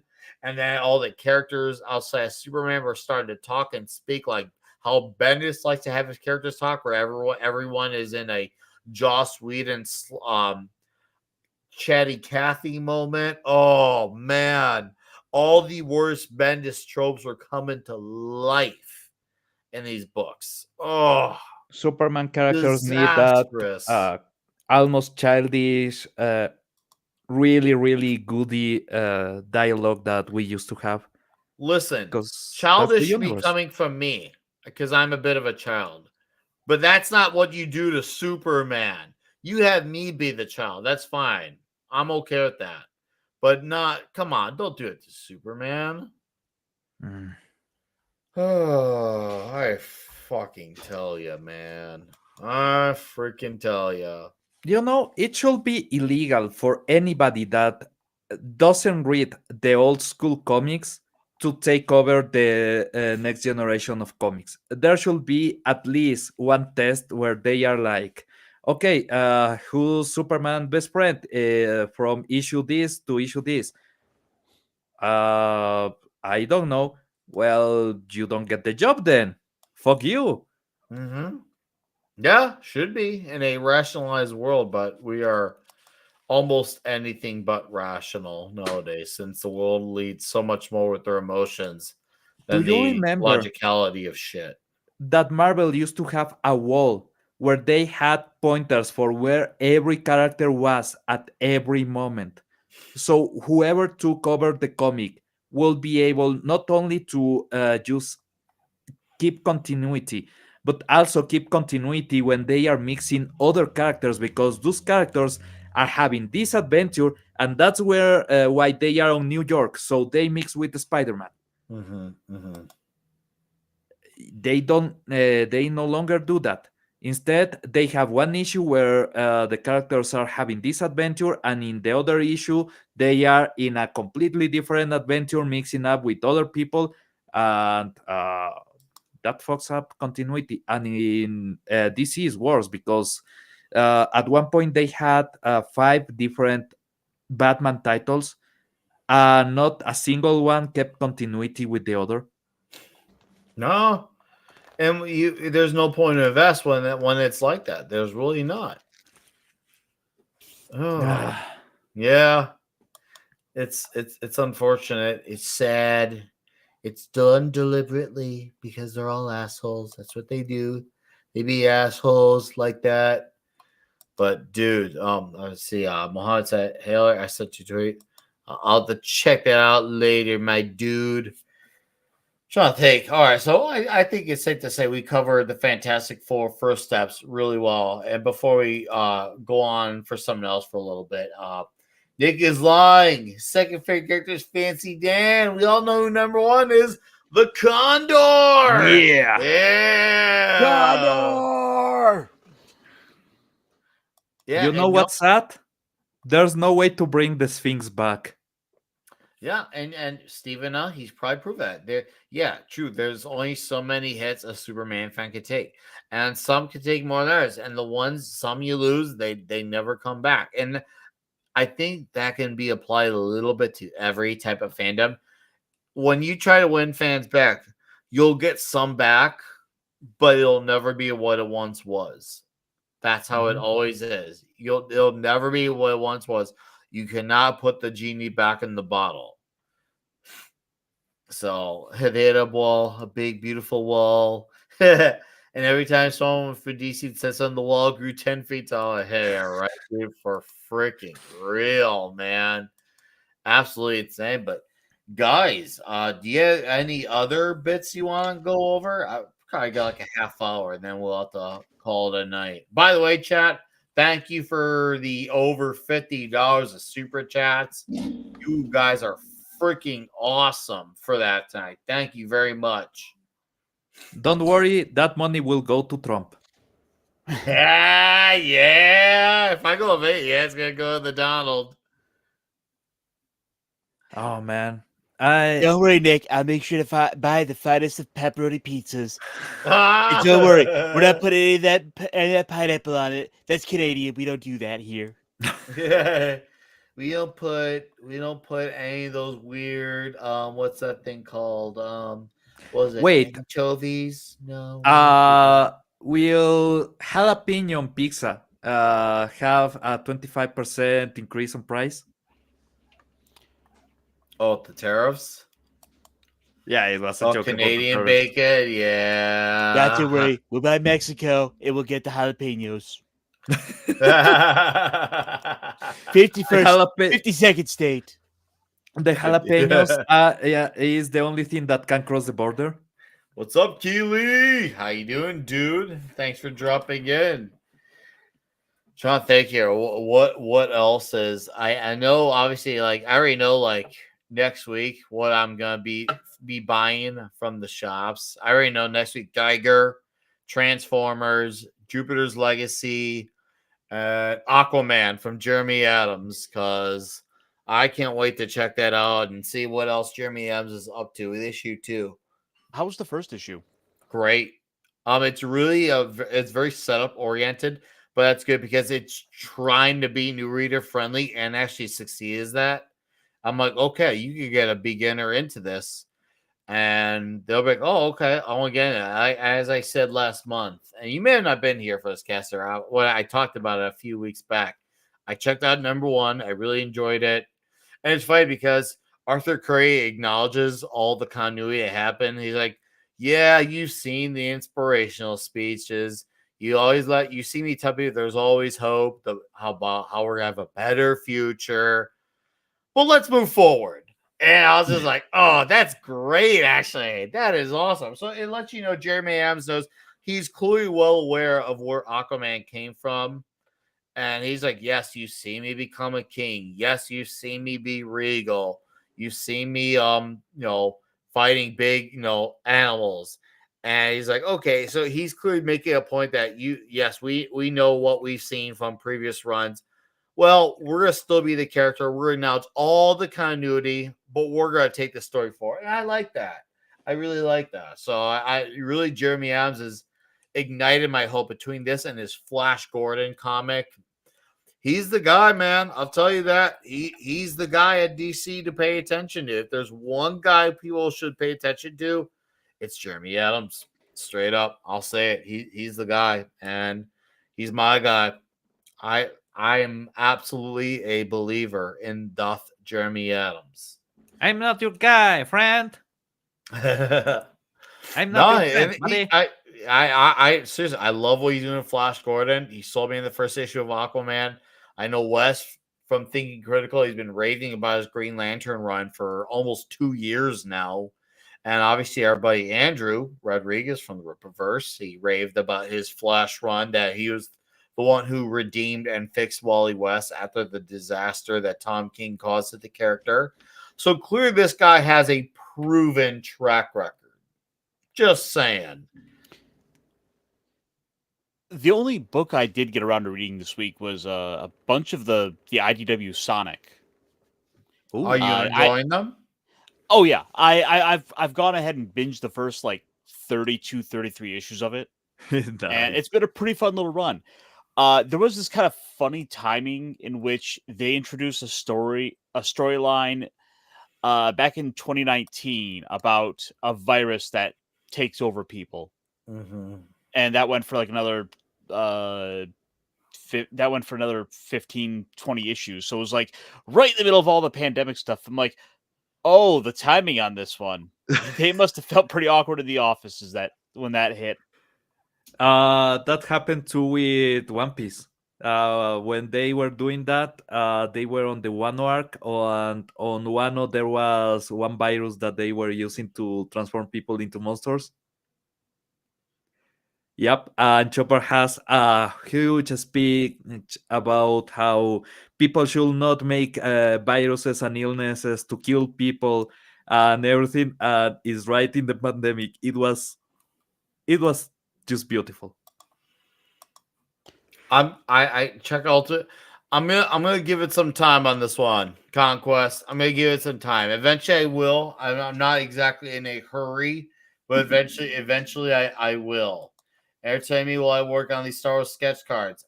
Hey, well, we just had a nice lengthy chat on the Fantastic Four first steps. We're not just kind of shooting the shit on things to come out in the next few weeks. It's gonna be wild. It's gonna be diabolical. Seriously, straight up diabolical. I'm excited. It's gonna be great. It's gonna be lusciously great. The best. Some say the matrimonious. I just made up that word. I don't think there's a word called matrimonious, but I just. It sounds like matrimonio. That means Marriage. To get married. marriage on Spanish. Yep. That is, by the way, that is such an addictive. That's such a dumb, addicting voice to do, the Trump voice. Before you know it, everything's the best. Right, everything is. It's always gonna be the best. It really. Once you stop, it's really hard to stop. It really is. It's kind of like when Clobby had names for those things. Once you start, like it becomes ingrained in you fast. It becomes ingrained. No, hey, yeah, do keep me informed, dude. Please keep me up to speed on that, because I was originally gonna consider giving Ultimate Spider-Man a run for its money. And Andrew, if you're out there listening, I hear you're enjoying it, but what I know of it being slow, that's not for me. I know he's still enjoying it, but my buddy Wes is like conflicted, because he says it's not a bad book, but he says the book is also way too slow. He said a lot of these stories, if they were written in isolation, would be like great, but because this is now over a year of a run where 12 issues worth of comics and not even a quarter of them he's Spider-Man in the suit, and even less than that of him in action, I might even read. If I were to read it, I'd probably even say it's not bad, but it's not a Spider-Man superhero comic book. I just have no reason to really read it. And if I do, it'd probably be 2 or 3 years down the line after it's all said and done. Because I don't want to just give myself into a book like that and for it to drag. Just because your book doesn't suck doesn't mean that it's still going to be get the benefit of that too. You still got to deliver a book that works for the character. And for me, Spider-Man needs to be a fast-paced superhero action-oriented comic with moments of Peter Parker life stuff.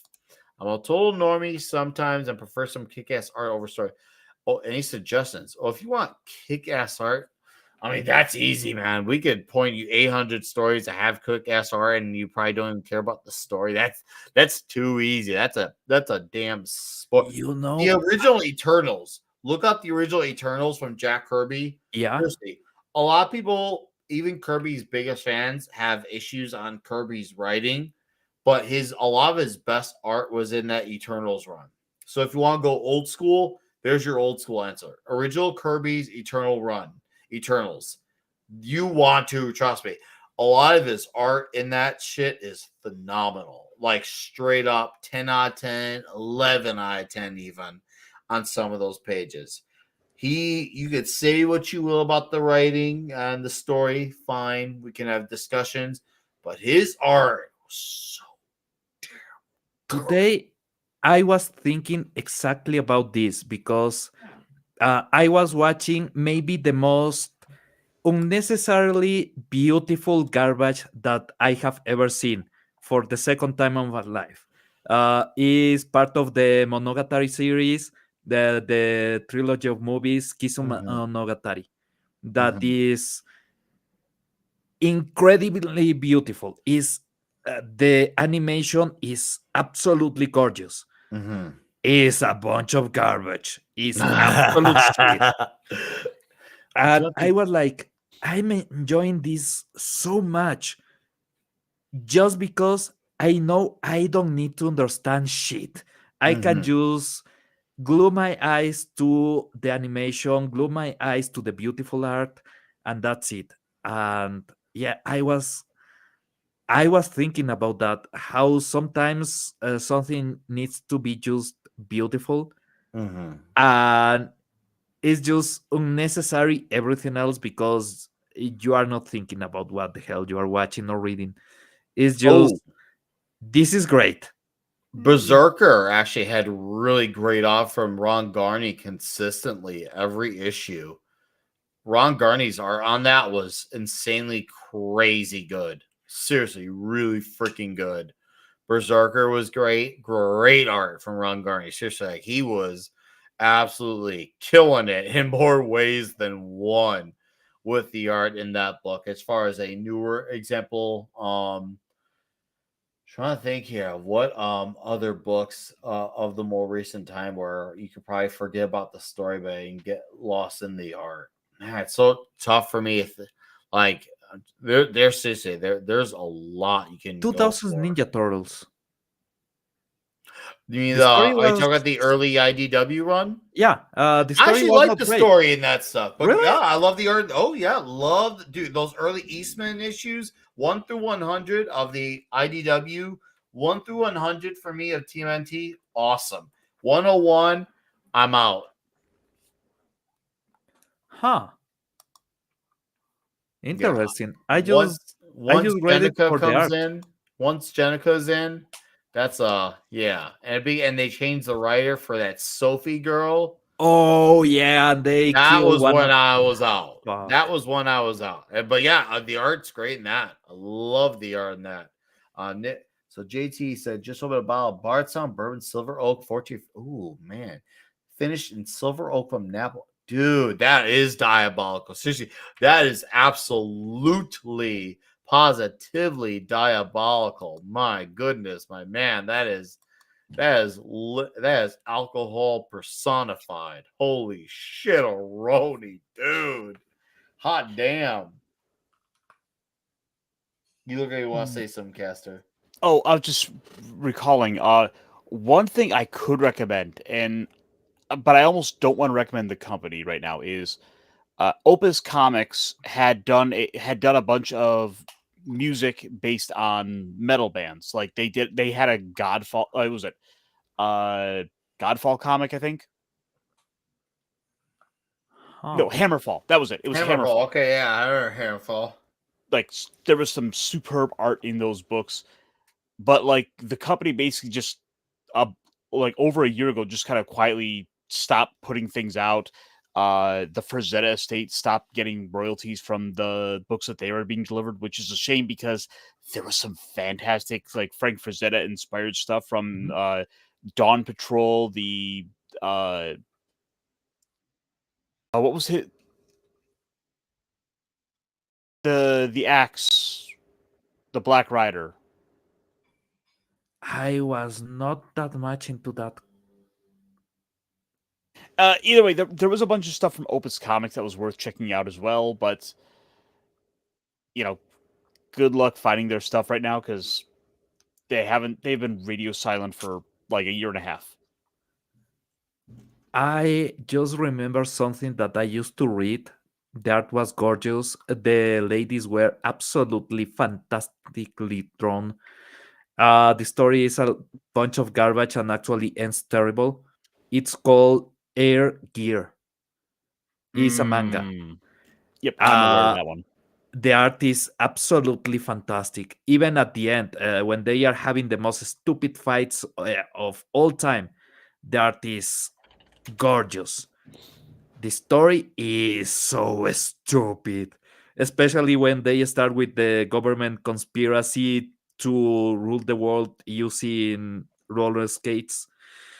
Yeah, that part was a bit over the top stupid. I still enjoyed the hell out of that manga. Man, I have a taste for garbage.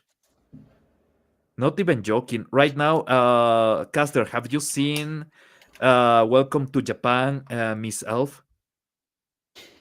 Not yet. Oh, by the way, the character's name was Death Dealer, but no, that one's been on my list. I need to get to.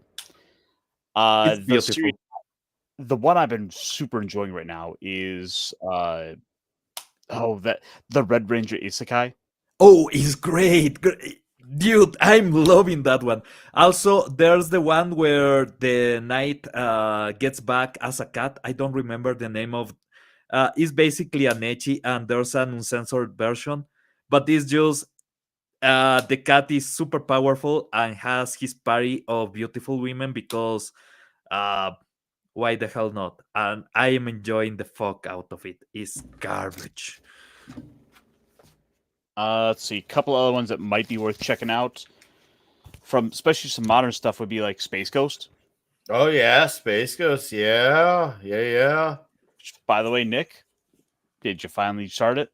I finished it. I had a really fun time with it. Finished it. I straight up finished it. By the way, take care, Steve Mitchum. Thanks for being here, buddy. I hope to meet you in person in 2 months. Here's hoping, man. We're almost a fourth of the way there. But yeah, dude, I did finish Space Ghost. I look forward to checking out Volume 2 when it hits in a few months. So that'll probably be my trade weight book. But I'm definitely looking forward to checking that out. I am really looking forward to check. I don't get why he gets flack, but I really like the artist who was on Duke and currently on G.I. Joe, Tom Riley. I actually really like his style. I really, especially with his colors from Jordi Belair, I really like Tom Riley. I think he's very underrated. He does not seem to be getting the proper credits due. I feel like Tom Riley is really great, and I wish Tom Riley got more recognition because seriously, dude is absolutely great. Even the artist who was on the recent Nemesis book was really great. Valerio Gene Giordano. What a crazy, wild Italian name. Valerio Gene Giordano. You want to talk about a dude who knows how to draw really scary eyes? Valerio was a master when it comes to eyes. Holy shit. Would you And say it's Nemesis kind Rogues of Gallery was already an absolutely psychotic book. And then with the last issue really being the Grand Slam home, it was seriously a slobber knocker and a holy fuck. I should have seen this ending coming, but I didn't. And it still happened anyways, and I'm still feeling that shit. But dude, yeah, it was an ass kicker of an ending, and Valerio's art in that is really great. So check this out. Nick? I was just flipping through my Space Ghost Ooh. Look what we're getting teased Space with. Quest. Nice. Nice. By the way, do we have a date for the new Phantom comic? Nothing yet. I'm keeping my eyes on it. So you trust me when I say you will know and I will know, and it's gonna be diabolical when we know. I need it. I can't wait. I can't wait for us to know about it. I need it. I do too. Dude, What? that's another guy. Roberto De La Torre in Conan. Hell, even Doug Braithwaite in the last arc on Conan the Barbarian have been freaking awesome, dude. The Conan art has been really killer stuff. Oh man, I I'm love it. behind 2 I absolutely issues, love it. but Oh, I think that's better because with Conan, I found a good enjoyment on binging the comic. Because normally they do some of the arcs separated by 3-4 issues, uh-huh. and they are not absolutely great on cliffhangers. Oh, Actually, I they love the cliffhangers. But go on. uh, in those ones, I think reading everything, all the arc at once, is way better. You think so? I'll take you one of those. See, it's hard for me to wait because I actually love the cliffhangers. That's where I disagree. I love the cliffhangers and I love what leads me. I always finish these issues. I'm like, oh yeah, I feel freaking like, no, I want to bash my fist into a wall when I finish these issues type of moment. So I guess I'd have to have the patience to wait Hmm. or not be invested enough to where I have to be. You know what? I'll trade wait this series from here on out. It's almost as this happens to me a lot with One Piece, that I'm reading the issue and I'm like, I wish I had waited to read everything from this arc at once, because I'm I need to go back to the previous issues to read it, to get back into the zone, to know everything that is going on. Mm-hmm. And there's just these moments of, I need to study back to know exactly what's going on. With Conan, instead, is more like, I want to keep going. I want to just keep going. I need more. And yeah, binging the issues, it's more effective to me. I don't know why. Yeah, and that could be just the way you read stories versus the way I read. That could just be we're just on two different levels, and that could be really simply that's all that it is. Sometimes it do be like that. You know who also I do like, especially he's really good with action. Ryan Otley from Invincible. That dude's I love his art, especially like it's very shiny stuff. It's really like early comic book feel of the past, but except with the crazy edge lord action of now. Ryan Otley from Invincible. I think that dude is freaking awesome. Oh, is the new season for Invincible out It's yet? the first 3 episodes. I only watched the first one, which I did enjoy. Ooh. But man, Ryan Otley, I love Ryan Otley's art. I think that dude is great. I absolutely also Jinja Ninja, if you're out there, which by the way, chat, a lot of you are still here, which thank you by the way. If you haven't looked at the art for it, The New Frontier from Darwin Cook, written and drawn, by the way, Darwin Cook. I mean, you should read for the story. It's really deep in story lore. But if you just want to admire it for its golden age art, you could absolutely do that. The New Frontier from 20 years ago. And one more, because I'm having fun with this. Planetary from Warren Ellis and John Cassaday. John Cassaday's art was straight up fucking transcendent on Planetary. So damn good. I love it. I have a hardback of that entire series on hardback, and Planetary is so good. I was a late bloomer to it. I didn't start reading it until last year. So I joined Wes for his Comics Guild on his Patreon. And then once I got immersed, dude, all bets were off, man. All bets were off. A guy who's also underrated when it comes to action is Lionel Yu. I think he's Filipino. Lionel Yu. He used to go by Lionel Francis Yu. And this was a series that Clobby is a fan of called Superior. This was a Mark Miller book. However, and Superior is great because this is basically if Mark Miller wanted to do his take on the Shazam archetype, this is what Superior is. Probably a series we should probably read on this channel one day. Superior is great. However, there's this other series he did with Mark called Super Crooks. It's a heist book. Like an Ocean's 11 heist book. 4 issues, in out, great ending. Whole bunch of crooks trying to get in on a big deal that's way out of their league type of thing.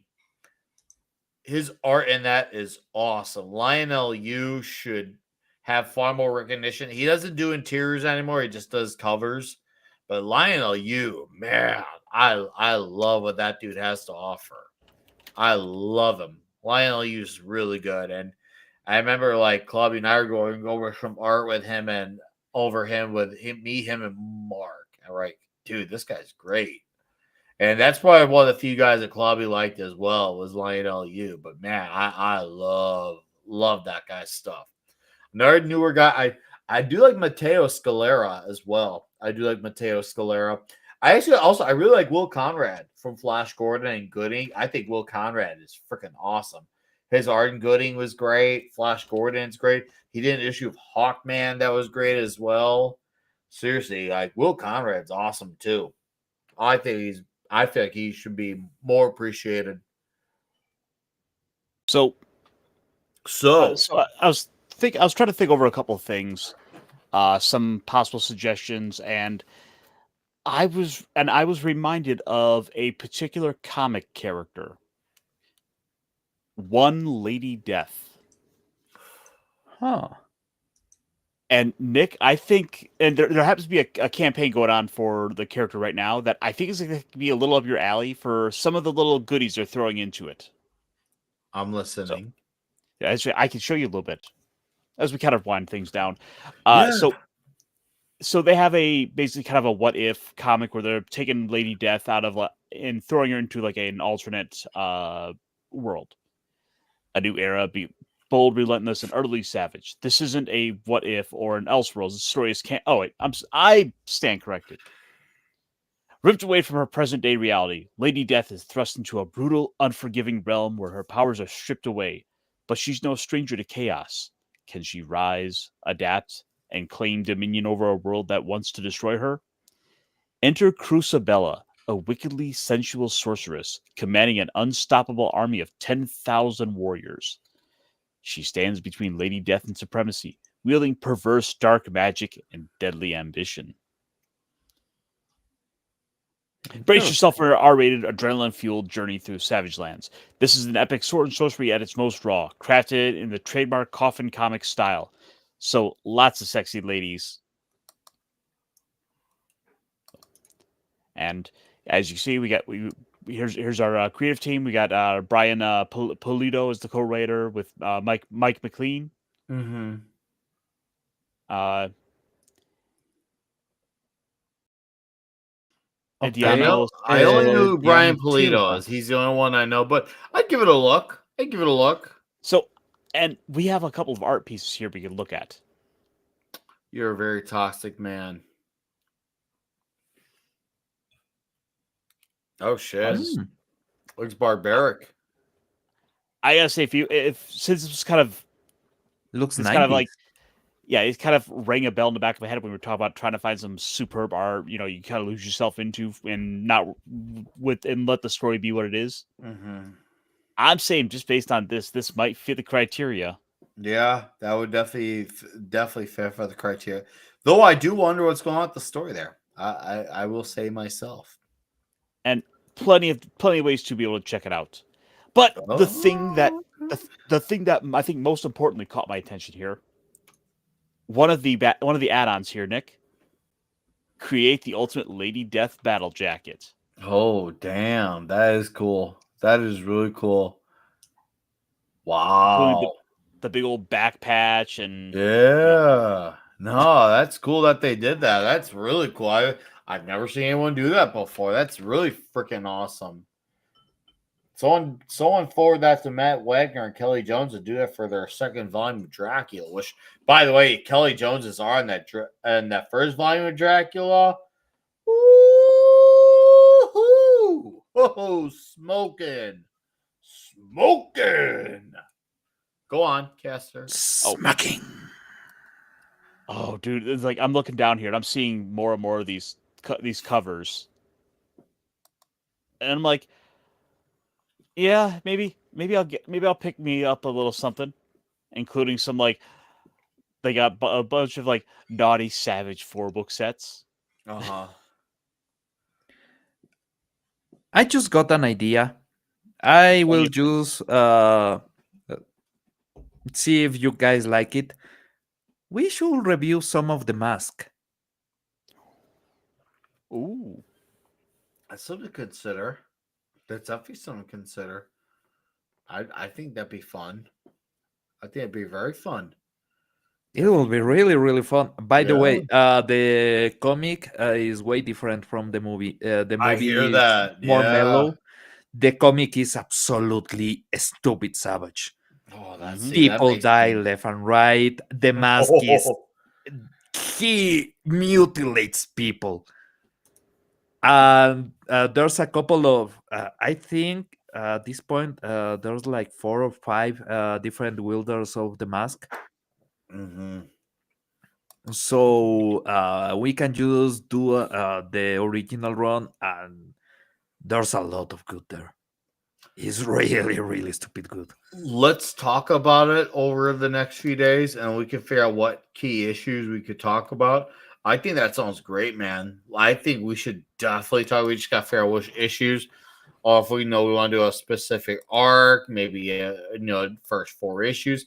Let's talk about it and go from there, because that does sound freaking awesome. That sounds like a damn good time to want Hell to pick yeah. up on. I think that sounds absolutely diabolically great. I'm so freaking in for that, man. Well, more Norse god-ish, great, not diabolical. There was a theory about it being from Satan. It ends up that is Loki's mask, but yeah, that's deep lore. Sorry. I kind of which like we the then mask. got in that second movie.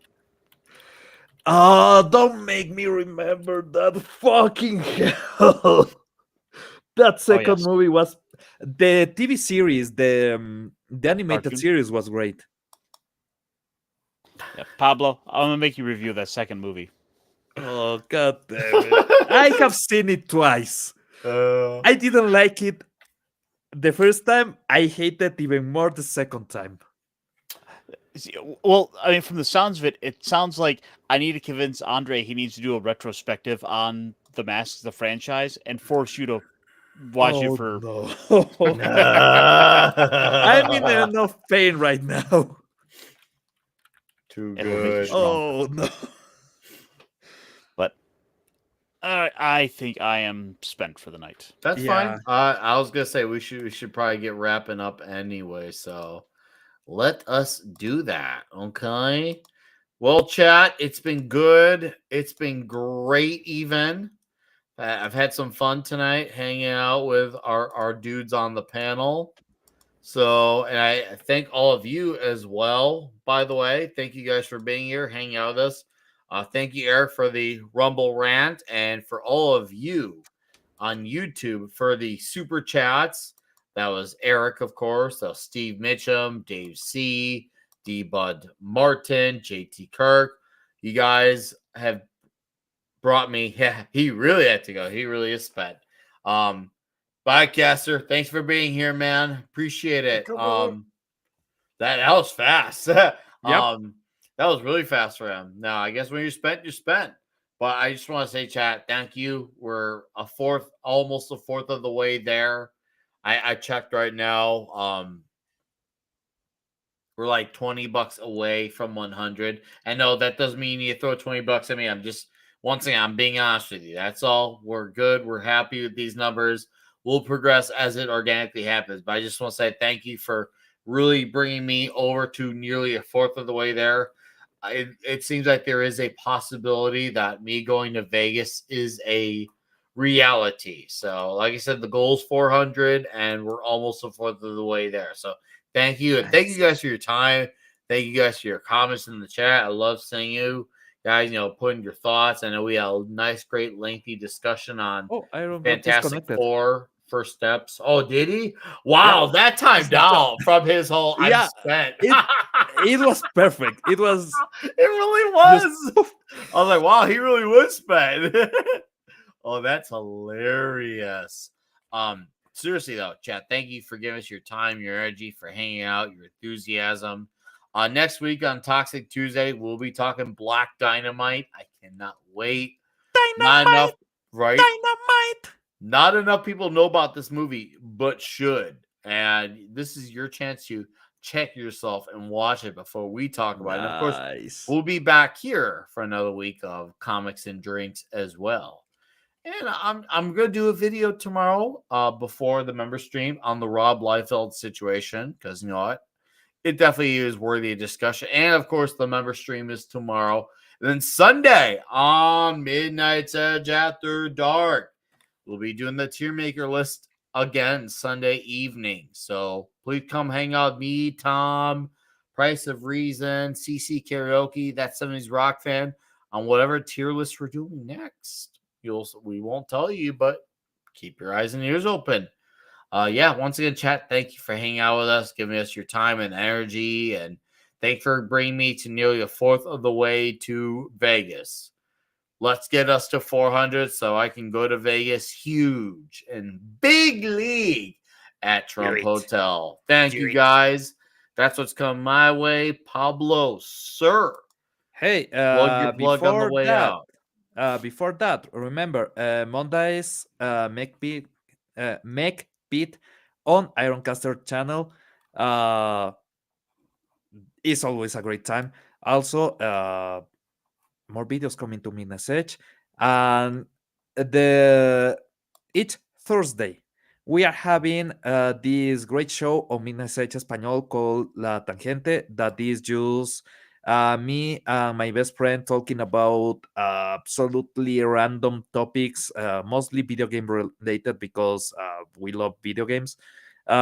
This week we talk about game commercials, and we got short the 2 hours and something of show.